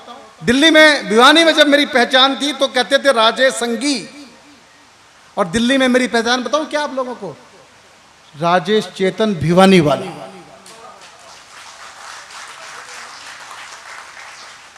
पूरे भारत में, हिंदुस्तान में किसी भी लड़का लड़की की शादी हो और उसके बायोडेटा में कहीं भिवानी शब्द आ जाए तो उसकी 100% इंक्वायरी मेरे पास आएगी। मैं आपको बता रहा हूं, हमसे पंगा मत लेना। मैंने कई लोगों की सीआर खराब कर रखी है, तो तालियां भी देख के बजाते रहना, क्योंकि यहां दीपक सैनी भी बैठे हैं, किसी की भी सीआर खराब हो सकती है, तो देख के रहना वैसे हमारे से। अब ये संकट ये है कि ये सब विराजमान हो गए हैं, मुझे पहले कवि को बुलाना है, अब इधर मुंह घुमाता हूं तो वो उधर मुंह कर लेते हैं, पहले आने को कोई तैयार नहीं है। किसी कवि ने कहा उठा के मीना जो मैंने पूछा, मीना समझते हैं क्या होता है? शाम को 6, 7, 8 बजे वो जो 30 ml 60 ml करते हैं ना, हाँ जो हंस रहे हैं वो समझ गए मैं क्या बोल रहा हूं। उठा के मीना जो मैंने पूछा किधर से पहले, किधर से पहले, तो हर तरफ से आवाज आई इधर से पहले, इधर से पहले। और गुलशन जी, पत्रकारों को तो पहले सैल्यूट करना चाहिए। अशोक शर्मा कहीं बैठे हैं, पत्रकार जी कहाँ गए? अशोक भाई निकल गया क्या? उनका जन्मदिन था, उनको विश करना था मुझे आज, पहुंचा जाना गुलशन भाई, मेरी शुभकामनाएं। अशोक शर्मा भिवानी का सबसे बुजुर्ग पत्रकार है, बीजम पिता में हमारा वो। यस और नो? क्लिक करते करते पूरे शहर के फोटो खींच दिए भाई ने, कोई छोड़ा नहीं एक भी आदमी। उठा के मीना जो मैंने पूछा किधर से पहले, भारत भैया किधर से पहले, तो हर तरफ से आवाज आई इधर से पहले, इधर से पहले। उठा के जूता जो मैंने पूछा किधर से पहले, किधर से पहले, तो हर तरफ से आवाज आई। अब ये हालत मंच की हो रही है, अंकुर हम करें तो करें क्या, संकट बहुत बड़ा। पर मेरा भला एक काम से हो गया, मुझे बाहर जब मैं आ रहा था टेलीफोन भी आ गया था डॉक्टर रमाकांत जी का कि राजेश भैया मुझे एक कार्यक्रम में जाना पड़ेगा, संचालन करना है, क्योंकि इन दिनों में कवि की हालत ब्राह्मण के जैसे होती है, जैसे ब्राह्मण श्राद्ध में 2, 4, 5 जगह भोजन कर लेता है, ऐसी हमारी स्थिति भी है। इनमें से कई लोग शाम को बिजी हैं, तो उनको भी कहीं जाना है, दूसरे निमंत्रण इनको मिला हुआ है। उन्होंने कहा मैं पहले पढ़ूंगा, मैंने कहा ओके ठीक है आप पहले पढ़िए। वैसे भी रमाकांत शर्मा और राजेश चेतन यहाँ के लोकल कवि हैं, ये हमारे मेहमान हैं, हम दोनों होस्ट हैं, हमारी ड्यूटी भी यही है कि मेहमान का आदर करना चाहिए। हम तो घर के बालक हैं दोनों, रमाकांत हो या राजेश चेतन हो, अपना घर ही है जहाँ बालक कहते हैं, ये बालक है, हमारे घर का बालक है, तो हम दोनों इस घर के बालक हैं, तो हमारी ड्यूटी है कि हम अपने मेहमानों की इज्जत ज़्यादा करें। तो आइए, डॉक्टर रमाकांत शर्मा किसी परिचय के मोहताज नहीं है, आदर्श महाविद्यालय में पढ़ाते हैं, साहित्यकार हैं। आप प्रयाग विश्वविद्यालय ना जाने क्या क्या आपने कितनी किताबें लिखी हैं, कितने गीत लिखे हैं, बहुत लंबा चौड़ा प्रोफाइल है डॉक्टर रमाकांत का। पर भिवानी के लोगों को मैं डॉक्टर रमाकांत का क्या प्रोफाइल बताऊंगा, आप सब उनके बीच रहते हैं, उनके साथ रहते हैं। आइए सब मिलकर एक बार तालियां बजाएं, बुलाएं डॉक्टर रमाकांत। दोनों की राशि भी और इस सभागार में विराजमान आप सभी का बहुत बहुत मैं नमन करता हूं। मुझे लगता है कि सबसे बड़ा सम्मान जो सम्मान देता है, उसका सबसे बड़ा सम्मान यही है कि बात बहुत संक्षेप में कही जाए। जो समय है आज, उसका सबसे बड़ा संकट है। कहीं पर भी यह मंच विशुद्ध रूप से राष्ट्रीयता का मंच है। मैं वर्षों तक महादेवी जी के पास रहा, प्रयाग में महादेवी वर्मा जी के, उनकी एक बात का स्मरण आदरणीय कीर्ति जी मैं जरूर करूंगा। मुझे सौभाग्य मिला है और उस बात को मैं शेयर करता हूं, क्योंकि मेरे मित्र का जन्मदिन भी है, उस उपलक्ष्य में ये कार्यक्रम हो रहा है। वो कहती थी कि कविता तब तक सिद्ध नहीं होती है जब तक जो हम लिखते हैं उसे अपने जीवन में न करें। और इस कसौटी पर मेरे आदरणीय मित्र राजेश चेतन जी बिल्कुल खरे उतरते हैं। वो जो कुछ लिखते हैं पहले उसे वो कर देते हैं। इतने सारे प्रकल्प हैं, गौ सेवा से लेकर के, वृद्धजनों की सेवा से लेकर के, शिक्षा, साहित्य में कितनी बातें करूं। इसलिए मुझे जब जब मैं उनको देखता हूं, ये सच कहता हूं कि मुझे महिषी महादेवी जी का स्मरण हो आता है। हम दोनों हो सकता है थोड़े बहुत आगे पीछे हों, बराबर के हैं। मैं उन्हें इस अवसर पर प्रणाम करता हूं कि वो ईश्वर उनको शक्ति दे। बड़ा मंच है और आदरणीय डॉक्टर कीर्ति जी हमारे सामने आज विराजमान हैं, सिसोदिया जी हैं और हमारे अनुज सैनी बैठे हुए हैं। बलजीत बहन को आज सम्मान मिलेगा। मैं पहले, मुझे जब 18 वर्ष पहले ये सम्मान मिला था तो मैं, और जो कहते हैं कि बहुत लंबा चौड़ा उनका बायोडाटा है, मैं और कुछ लिखूं चाहे न लिखूं, एक बात जरूर लिखता हूं कि इस वर्ष में मुझे राजेश चेतन सम्मान दिया गया था। उसका कारण यह है कि एक बहुत ही प्रबुद्ध और ऐसे व्यक्ति का नाम है जो सोचते हैं वो करते हैं, उनका मन बहुत बड़ा है। मैं पुनः पुनः उनका अभिनंदन करते हुए और आप सबका वंदन करते हुए एक छोटा सा गीत यहाँ पर रखूंगा। गीत में अधिक समय लूंगा नहीं, वैसे वो अभी बताया गया था मुंबई में लगभग मेरा कार्यक्रम 2.5 घंटे तक मैं लगातार बोलता रहा और RBI मुंबई में। और जब मैंने देखा तो मैंने कहा बंद कर दूं, तो लोगों ने कहा कि नहीं, ये भ्रम है कि वहां हिंदी का सम्मान नहीं है। बहुत बड़ा हॉल था, उन्होंने 2.5 घंटे तक मुझे लगातार सुना और मैं बोलता भी रहा, क्योंकि सुनने वाले जब आप जैसे लोग होते हैं तो बात को करने में बहुत आनंद आता है। और शब्द तो ब्रह्म है, बोलना और सुनना दोनों ही भगवान की पूजा है। मैं देश वंदना का एक गीत पढ़ता हूं क्योंकि ये राष्ट्रीयता से जुड़ा हुआ कार्यक्रम है। मेरे मित्र भी राष्ट्रीय हैं और ये जो महीना है ये भी राष्ट्रीयता का महीना है। और आप सब हमारे सामने बैठे हुए हैं, हम सब मानवीय संस्कारों के लिए जीने वाले लोग हैं। जय हो देश हमारे, जय हो। देश की वंदना की है और उसका इतिहास और भूगोल सब आप उसमें जानते जाइएगा, बहुत संक्षेप का गीत है वो। स्वागत स्वागत। जय हो देश हमारे, जय हो। सत्यम शिवम सुंदरम, जय हो। जय हो देश हमारे, जय हो। जय हो देश हमारे, जय हो।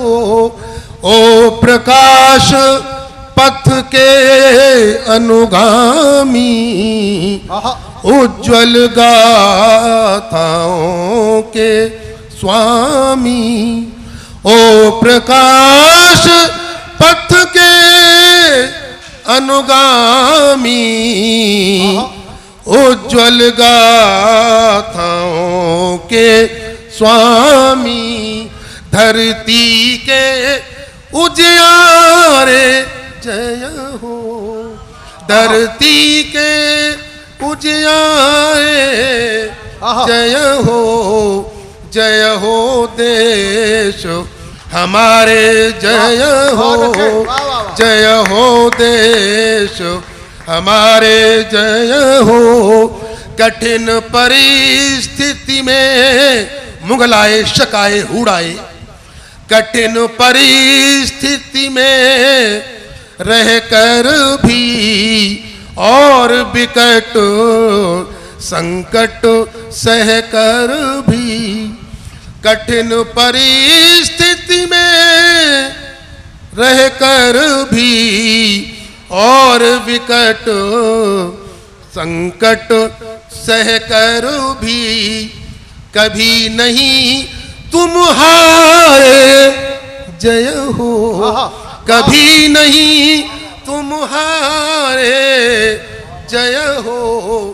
जय हो देश हमारे, जय हो। विश्व शांति के मंत्र तुम्ही हो, सभ्य सफल गणतंत्र तुम्ही हो। विश्व शांत। भारत विश्व का सबसे बड़ा लोकतंत्र है, बात केवल इतनी नहीं है, वो सफल लोकतंत्र है, बात ये है। बड़ा होना बड़ा नहीं है, लेकिन ऊंचाई पर पहुंच करके वहां खड़े रहना, उस बड़प्पन को स्थायी भाव दे देना, ये बड़प्पन है, ये बड़ाई है। विश्व शांति के मंत्र तुम ही हो, सभ्य सफल गणतंत्र तुम ही हो।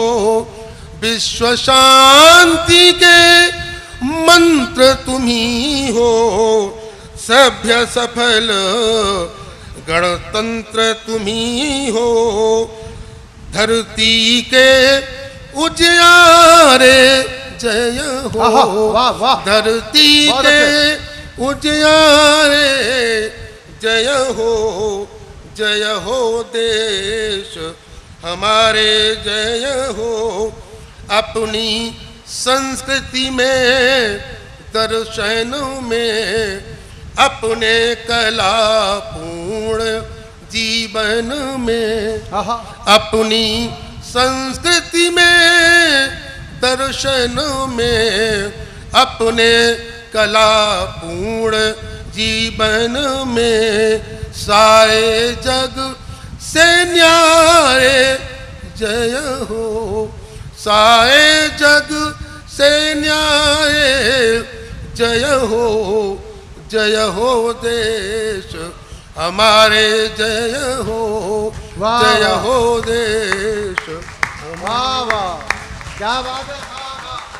भारतीय जनता पार्टी का जिला अध्यक्ष कवि सम्मेलन सुनने का समय निकाल ले, बड़ी बात है, क्योंकि ये फुल टाइम जॉब कर दिया पार्टी ने। इतने काम है जिला अध्यक्ष के पास, उतने काम तो किसी मंत्री के पास भी नहीं है। क्योंकि मेरे दो मित्र जिला अध्यक्ष दिल्ली में फंसे पड़े हैं, रोते हैं बेचारे। राजेश भैया बड़े शौक से जिला अध्यक्ष बने थे, पता लगा कि ये कांटों का सिंहासन है। मैंने कहा मना किया था, क्यों फंसे जाके। तो धर्मवीर जी फंसे हुए हैं, और ये पूरा कवि सम्मेलन आज सुन के जाना पड़ेगा इनको। ये कौशिक जी, वीरेंद्र कौशिक साहब, तो वीरेंद्र कौशिक जी का स्वागत है। ये बात अभी भारत के लोकतंत्र की कर रहे थे। भारत के लोकतंत्र आजकल थोड़ा ग्रहण लग गया है। ट्रंप कह रहे हैं कि मैं छोड़ूंगा नहीं। मैंने कहा इसका नाम नरेंद्र मोदी है। मालदीव ने पंगा लिया था, एक डुबकी लगाई लक्षद्वीप में, मालदीव निपट गया था। आपको पता है कि नहीं पता? एक नाम और बोलता हूं, जस्टिन ट्रूडो, याद है आप लोगों को? आजकल म्यूजियम में है। अब ये ट्रंप की हालत क्या होगी, ये बहुत जल्दी पता लग जाएगा आप लोगों को। भारत है, भारत का कोई, भारत एक विचार है।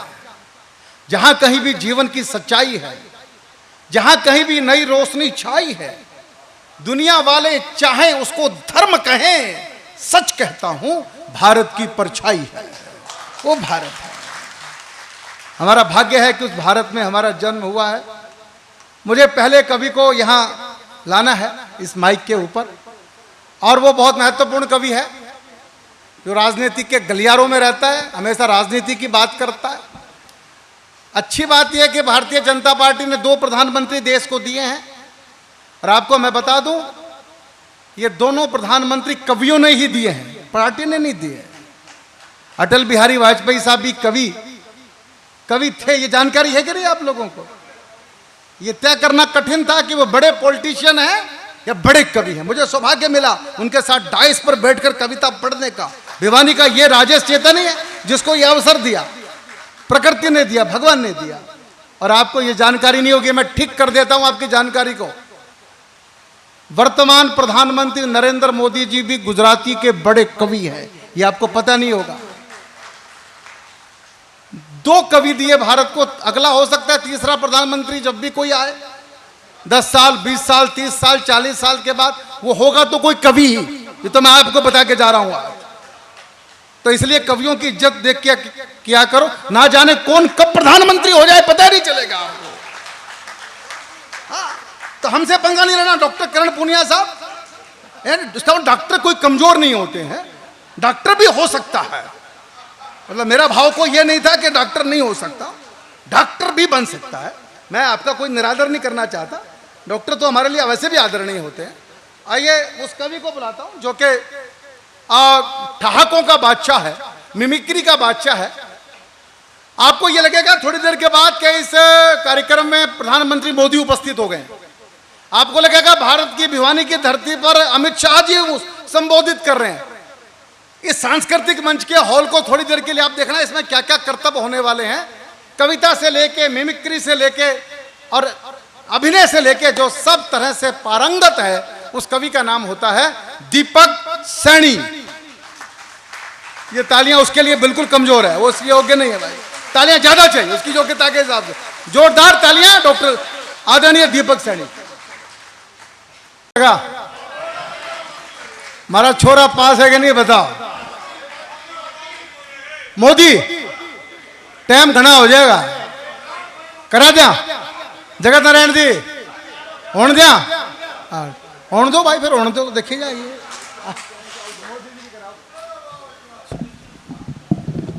एक पीछे से कह रहा है योगी जी की। ओ भाई हमने नया घर बनवाया है अभी, रहने दे। भले दिल्ली में बनवाया, पर दिल्ली तो योगी जी को आना ही है एक दिन। तो मोदी जी आते तो सर, आपने बाबूजी ने कहा है तो कोशिश कर रहा हूं, थोड़ा सा गला खराब था इसलिए मैं कर नहीं रहा था, लेकिन मोदी जी। भाइयों बहनों, मेरे देश में और देश की हरित भूमि, वीर भूमि हरियाणा में, हरियाणा के भिवानी में राजेश चेतन जी के जन्मदिन पर भिवानी सांस्कृतिक मंच का यह शानदार कार्यक्रम चल रहा है। शानदार कार्यक्रम चल रहा है जी। दीपक सैनी प्रस्तुति दे रहे हैं। आप मुझे बताइए, दीपक सैनी को बुलाना चाहिए कि नहीं बुलाना चाहिए? बुलाना चाहिए कि नहीं बुलाना चाहिए? बुलाना चाहिए, हर कार्यक्रम में बुलाना चाहिए, और इतना मोटा लिफाफा भी देना चाहिए। बहुत बहुत धन्यवाद। अपने पूरे शहर की ओर से आमंत्रित करता हूं एकल प्रस्तुति के लिए। कर लूं क्या? बोलो। आज लोग प्यासे रह गए, तो मुझे लगता है कि 2-2.5 घंटे इनको ही सुनते हैं, और सारे नेताओं को आपके सामने हाजिर कर देंगे ये। और ये वीरेंद्र कौशिक साहब तो स्पॉन्सर कर ही देंगे कार्यक्रम को, तो दिक्कत की बात नहीं है, तो हम कार्यक्रम करेंगे। ढिल्लो साहब आपको रहना पड़ेगा, ठीक है। आइए मित्रों, अब क्रम आगे बढ़ाना है। दीपक ने बहुत अच्छा किया, ये मात्र एक ट्रेलर था, फिल्म तो बाकी है। अब मैं जिस कवित्री को बुलाना चाहता हूं, सबको पास 10-10 मिनट ही हैं क्योंकि समय बहुत ज्यादा हो चुका है। वो कवित्री हैं बलजीत कौर तन्हा जी, जिनको आज राजेश चेतन काव्य पुरस्कार भिवानी शहर की जनता उनको अर्पित करने वाली है। ग्वालियर की बेटी हैं। इस मंच पर मैं आपको बता दूं कि डॉक्टर कीर्ति काले ग्वालियर की हैं और बलजीत कौर तन्हा ग्वालियर की हैं, और मेरी माँ, क्योंकि मेरे मामा जी तिकडाना गांव से ग्वालियर चले गए थे, वहां जाके आज भी वहीं रह रहे हैं 50 साल से, तो 50% मैं भी ग्वालियर का हो गया, क्योंकि माँ तो मेरी ग्वालियर में ही रहती है अपने मामा के पास। तो ये ग्वालियर में का काफ़ी प्रभाव है इस मंच के ऊपर। तो बलजीत कौर तन्हा जी, मैंने बताया राष्ट्रपति पुरस्कार उनको मिला है, और हास्य की कवित्री हैं, अभिनेत्री हैं, बहुत सारी फिल्मों में काम किया है उन्होंने। ऐसे मैंने बताया सदी के महानायक के साथ काम किया है।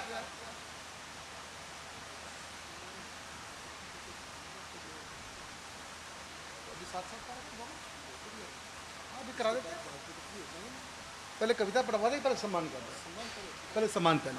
आज तो मुझे हमारे जगत नारायण जी ने कहा है कि उनके काव्य पाठ से पूर्व उनका अभिनंदन करना चाहिए अपने को, फिर हम उनका काव्य पाठ सुनेंगे।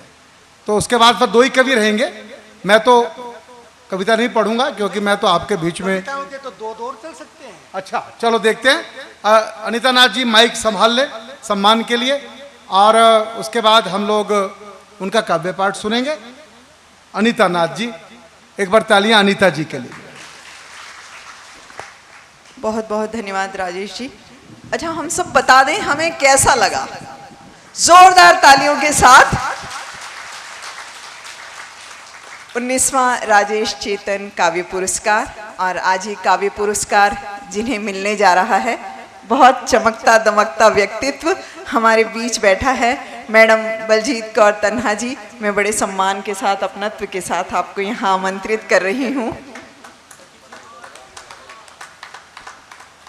जितने भी उदाचरित व्यक्तित्व मेरे समक्ष बैठे हैं, आज के मुख्य अतिथि संस्था के संरक्षक डॉक्टर डी.वी. ढिल्लो जी, वीरेंद्र कौशिक जी, दिनेश कश्यप जी, मैं आप सभी को आमंत्रित कर रही हूँ मंच पर। और आज का ये पुरस्कार जिनके नाम जा रहा है, वो आपके समक्ष कितने सालों से हम उन्हें देखते आए हैं। और उनकी एक बात बहुत प्यारी है कि जिंदगी में कोई टेंशन नहीं है, पुरस्कार मिले चाहे ना मिले, परंतु आज मिल गया आपको ये पुरस्कार। और सांस्कृतिक मंच का गौरव कि आज आप ये पुरस्कार ले रही हैं। संस्था की प्रधान श्रीमती नीता चावला जी को यहाँ आमंत्रित करेंगे। शशि आंटी, इंदु जी आप भी आइए कृपया। और रणविजय जी से निवेदन, रणविजय जी आप भी कृपया मंच पर आइए। और ये सम्मान एक विशेष व्यक्तित्व को, जो साहित्य की पूजा करती हैं, अर्चना करती हैं, जिनकी लेखनी में वो दम जिससे वो हम सबके चेहरों पर इस एक मुस्कुराहट लेकर आती हैं, ऐसा नाम बलजीत कौर तन्हा जी।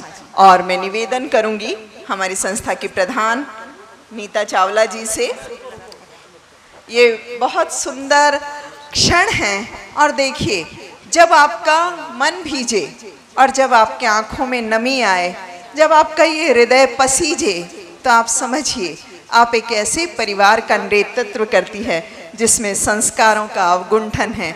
आपके बुजुर्ग, आपके माता पिता आज सब गौरवान्वित। मेरी प्यारी मैम जी, ढेर सारी शुभकामनाएं। ये लो अनीता जी, थोड़े आगे जाओ।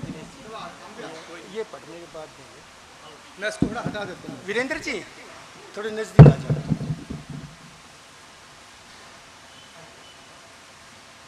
राजेश जी,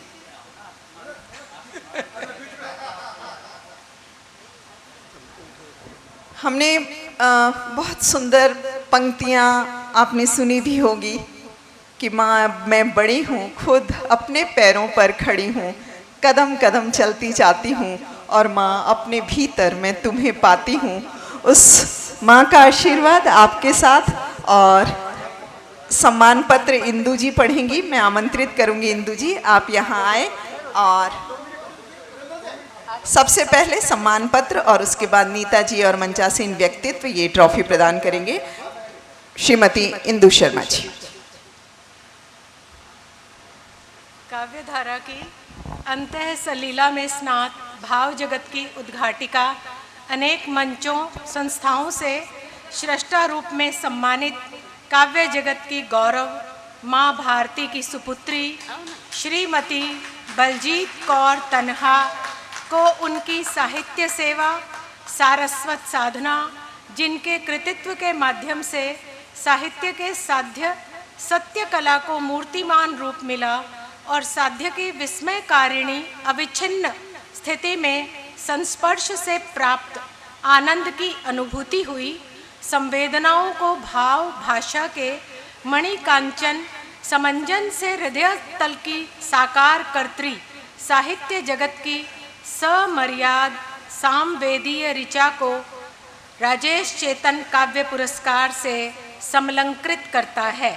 रचना की शक्ति और जीवन की अनुरक्ति से अनुप्राणित संस्कार सक्षम सूर्योदयी संकल्पों की काव्यमयी कल्याणी वाणी के उद्गाता सत्यम शिवम सुंदरम की त्रिवेणी के प्रशांत मना प्रस्तोता को वांग्मय मधुपर्क अर्पित करता है।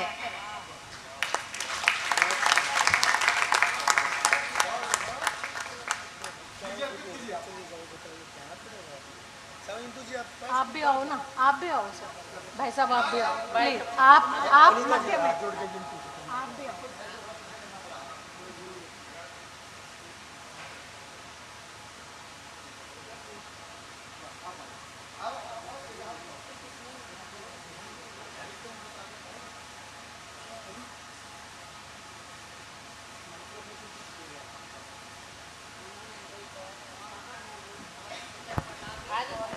धन्यवाद आप सभी का। और आज का ये पुरस्कार मैडम बलजीत कौर तन्हा जी को, और उसके बाद हम सभी अपना स्थान लें। कहते हैं कि जब आत्मा की स्वच्छ धारा में धुली कुछ भावनाएं और भावनाओं में छिपी इस अंतर मन की सर्जनाएं ओत प्रोत शब्दों पे बंद कर जब कुछ कहना चाहती हैं, अभिव्यक्ति शब्दों की तब ही जन्म कहीं ले पाती हैं। उन अभिव्यक्तियों को इन्होंने अपनी लेखनी में उजागर किया है। आज का 19वां राजेश जैन चेतन काव्य पुरस्कार मैडम बलजीत कौर तन्हा को। और क्या हमारा भारतीय समाज, क्या उसका परिवार और क्या उस परिवार में रिश्तों का अवगुंठन, वो सब उनकी आँख से छलका है कि माँ तेरे पोरों की गर्मी मेरी हाथों से टपकती है, जब भी मैं चलती हूँ तू मेरे साथ चलती है। ऐसी माँ की बेटी बलजीत कौर तन्हा मैम, और हम सब उस प्यारी सी बिटिया को, उस प्यारी सी माँ को, रिश्ते नातों में बंधे उस अनजान से व्यक्तित्व को इस मंच पर आमंत्रित कर रहे हैं। मैम आप आइए तो सही। पूरा सदन अपने स्पंदन से आपको आमंत्रित कर रहा है।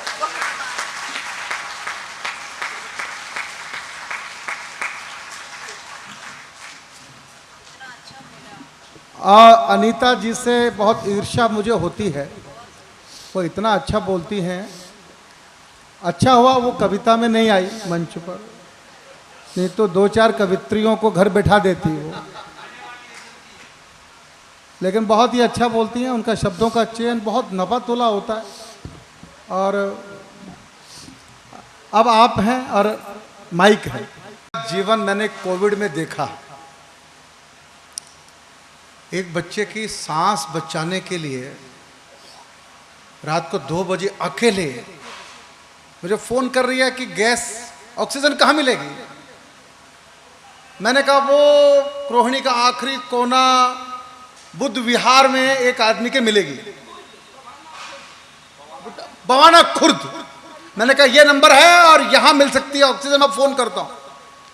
ये महिला फरीदाबाद से खुद सेल्फ ड्राइव में गाड़ी चला के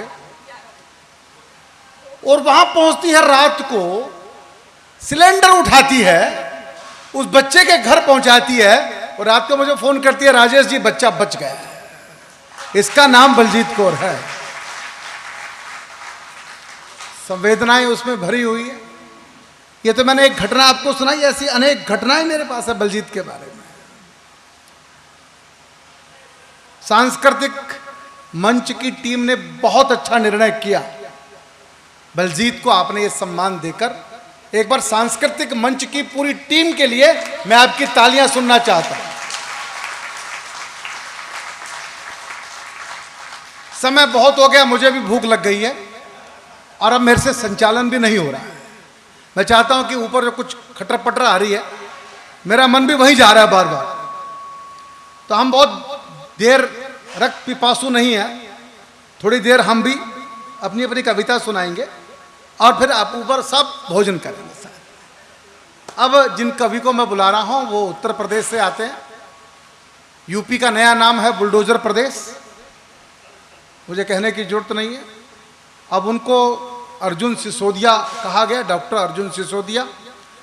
मैं बताना चाहता हूं डॉक्टर अर्जुन, ये जो भिवानी है ये राजा नीम सिंह की धरती है, राजपूतों का बनाया हुआ शहर है ये।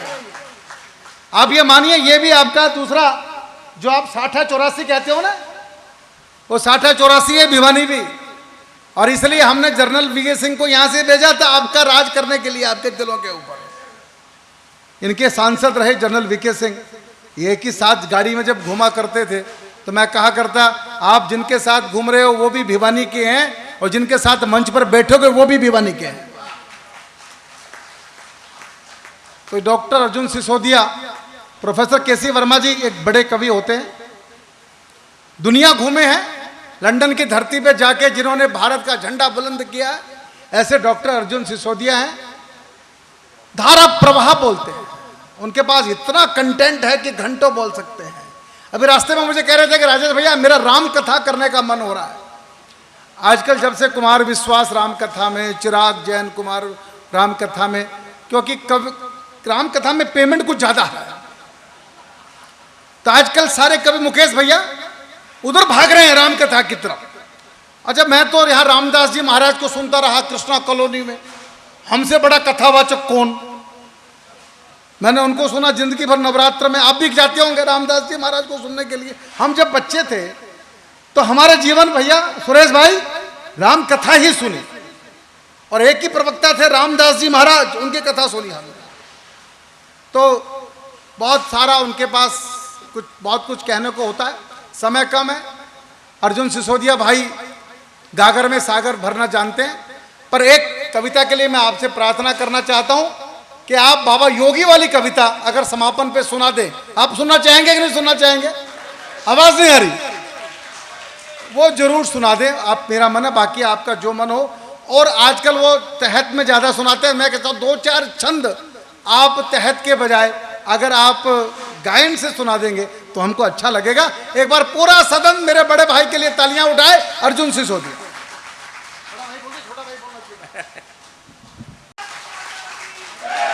भारत माता की वंदे वंदे। बैठिएगा। बाबा वाली कविता क्योंकि समय बहुत ज़्यादा हो गया है, फिर कभी सुनाएंगे, अभी समय बचा नहीं है।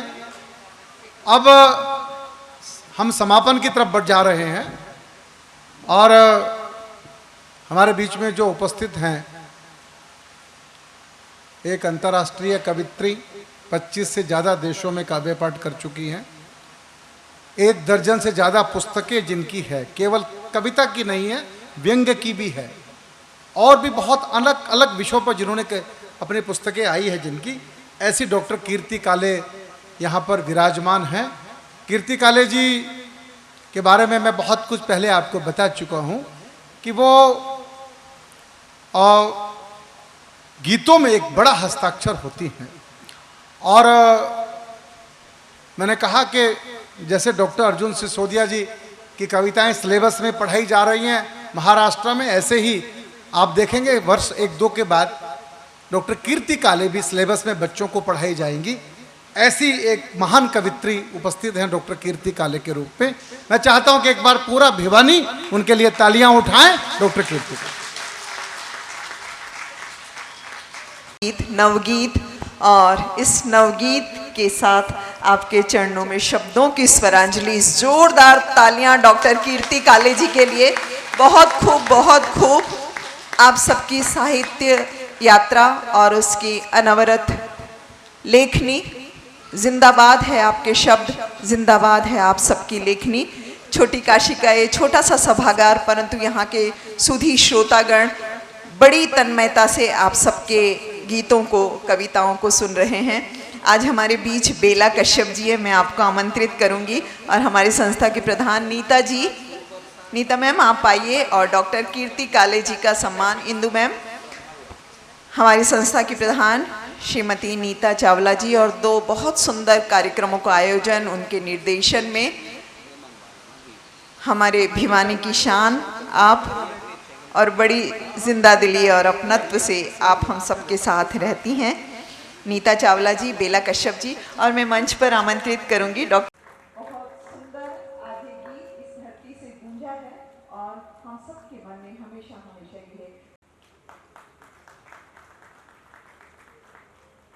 शानदार आज का कवि सम्मेलन और काव्य पाठ और मंचीय परंपरा का ये सुंदर दृश्य जो आज सांस्कृतिक मंच बहुमूल्य समय हमें दिया है। श्री वीरेंद्र कौशिक जी, आप भाजपा के जिला अध्यक्ष हैं। मैं निवेदन करूंगी रणविजय जी से, आप उन्हें भी स्मृति चिन्ह, आपका आभार प्रकट करता है। आज जो पूरे सुनिश्चित समय यहाँ पहुंचे थे, अपना जन्मदिन का ये आयोजन हम सबके साथ मनाते हुए, और ये बहुत सुंदर चित्र हम सबके साथ है। मैं निवेदन करूँ हमारे भिवानी की शान राजेश चेतन जी को जन्मदिन की शुभकामनाएं, और उस जन्मदिन के बहाने आप सब ने इन सब लोगों को मिला दिया। ये जो शख्सियत यहाँ पर आप बुला के लेके आए, जिन लोगों ने सबको मंत्रमुग्ध कर दिया, किसी ने वीर रस में और किसी ने हास्य रस में। मैं तो अभी सिसोदिया जी को ये कहने लग रहा था, बैठे बैठे हमारा भी खून उबाले मारने लग गया था। और जिस प्रकार की तन्हा जिन्हें जो भाव बताया महिला के दे नहीं पाता है, लेकिन यहाँ पर ऐसी चीजें जब सामने आती हैं तो वो ध्यान में रहती है और वो लंबे समय तक समय समय पर वो चीज़ें ध्यान आती है कि उसने वहाँ पर इस प्रकार की बातें कही थी और वो जीवन शैली के अंदर हमें डालनी चाहिए। तो मैं तन्हा जी का भी धन्यवाद करना चाहूँगा कि यहाँ पर बैठे 50% लोग तो इस बारे में जरूर सोचते हैं, 100% तो शायद ना सोचे, क्योंकि 100% के अंदर वो बात होती है जब शमशान घाट में हम चले जाते हैं और वहाँ पर जब आग लगाते हैं हम खड़े खड़े देखते हैं कि भाई ये जीवन तो ऐसे ही खत्म हो जाएगा। और क्या तो हमें भागदौड़ भरी जिंदगी, पैसों के पीछे भाग रहे हैं, दूसरे की चुगली चाटे कर रहे हैं, किसी को क्रिटिसाइज कर रहे हैं। जीवन तो यार खत्म होना है और बाहर निकलते ही वो फोन शुरू हो जाते हैं फिर से, और वो जीवन उसी प्रकार से फिर से चल पड़ता है, वो भूल जाते हैं उन चीज़ों को। तो मैंने इसीलिए 50% रखा है कि 50% शायद याद रखेंगे और 50% शायद निकाल देंगे। और तन्हा जी को मैं वैसे, क्योंकि कुछ लोग एक तो ऐसे होंगे मेरे साथ में, रमेश बचेरवाल जी हमारे जिले के महामंत्री हैं, पुराने साथी रहे हैं मेरे। एक तो और भी कोई पुराना जानता होगा कि मेरे ख्याल में 95-96 में ये तन्हा टाइटल मैंने भी लगाया था।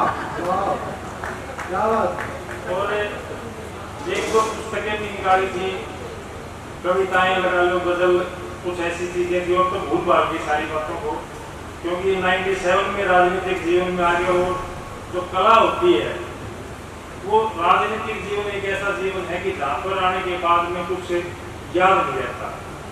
मतलब हर चीज के पीछे आपको कमाना भी पड़ता है और आपके लिए आपको समाज में लगाना भी पड़ता है और समय भी देना पड़ता है, और पूरा समय लोगों के लिए समय होता है। तो मैं जिसे लगभग 30 साल पुरानी मेरी मुलाकात है, और उनका समय समय पर मैं हमेशा सोचता रहता था सांस्कृतिक मंच के बारे में कि कोई आदमी अपना जीवन किसी सांस्कृतिक संस्था के लिए कैसे लगा सकता है। कभी तो पढ़ने लग रहे हैं कविताएं, पैसा मिलता है। और महान कवि हमारे सिसोदिया जी, सैनी जी और तन्हा जी और काले जी, आपने बहुत बहुत अपना कीमती वक्त निकाला इस सांस्कृतिक मंच पर आने का और अपनी बातें पे कहने का। मैं ज़्यादा वक्त तो नहीं लूँगा, के लिए बहुत मेहनत करनी पड़ती है, बहुत सी राहतें दुविधाएं भी आती हैं, कई बार आदमी टूट भी जाता है, मगर कोशिश उनकी जारी रहती है, तभी ये स्टेज मिलती है। मैं लास्ट में एक शेर कहना चाहूंगा कि टूटने लगे अगर हौसला तो ये सिर्फ याद रखना, टूटने लगे हौसला तो ये सिर्फ याद रखना कि बिना मेहनत के तक तो ताज नहीं मिलते, ढूंढ लेते हैं अंधेरों में मंजिल अपनी, क्योंकि जुगनू किसी रोशनी के मोहताज नहीं होते, क्योंकि जुगनू किसी रोशनी के मोहताज नहीं होते। मेहनत करनी पड़ेगी, जुगनू बनना पड़ेगा। अगर ये स्टेज आपका पानी है और अगर ये ऐसी ही प्रोग्राम को देखनी है, मैं लास्ट में अपने भाई साहब का बहुत बहुत धन्यवाद करना चाहूँगा। आप सभी का बहुत बहुत धन्यवाद, हमें यहाँ पर आपने टाइम दिया और हमें यहाँ पर मौका दिया कुछ बोलने का। थैंक यू, बहुत बहुत धन्यवाद।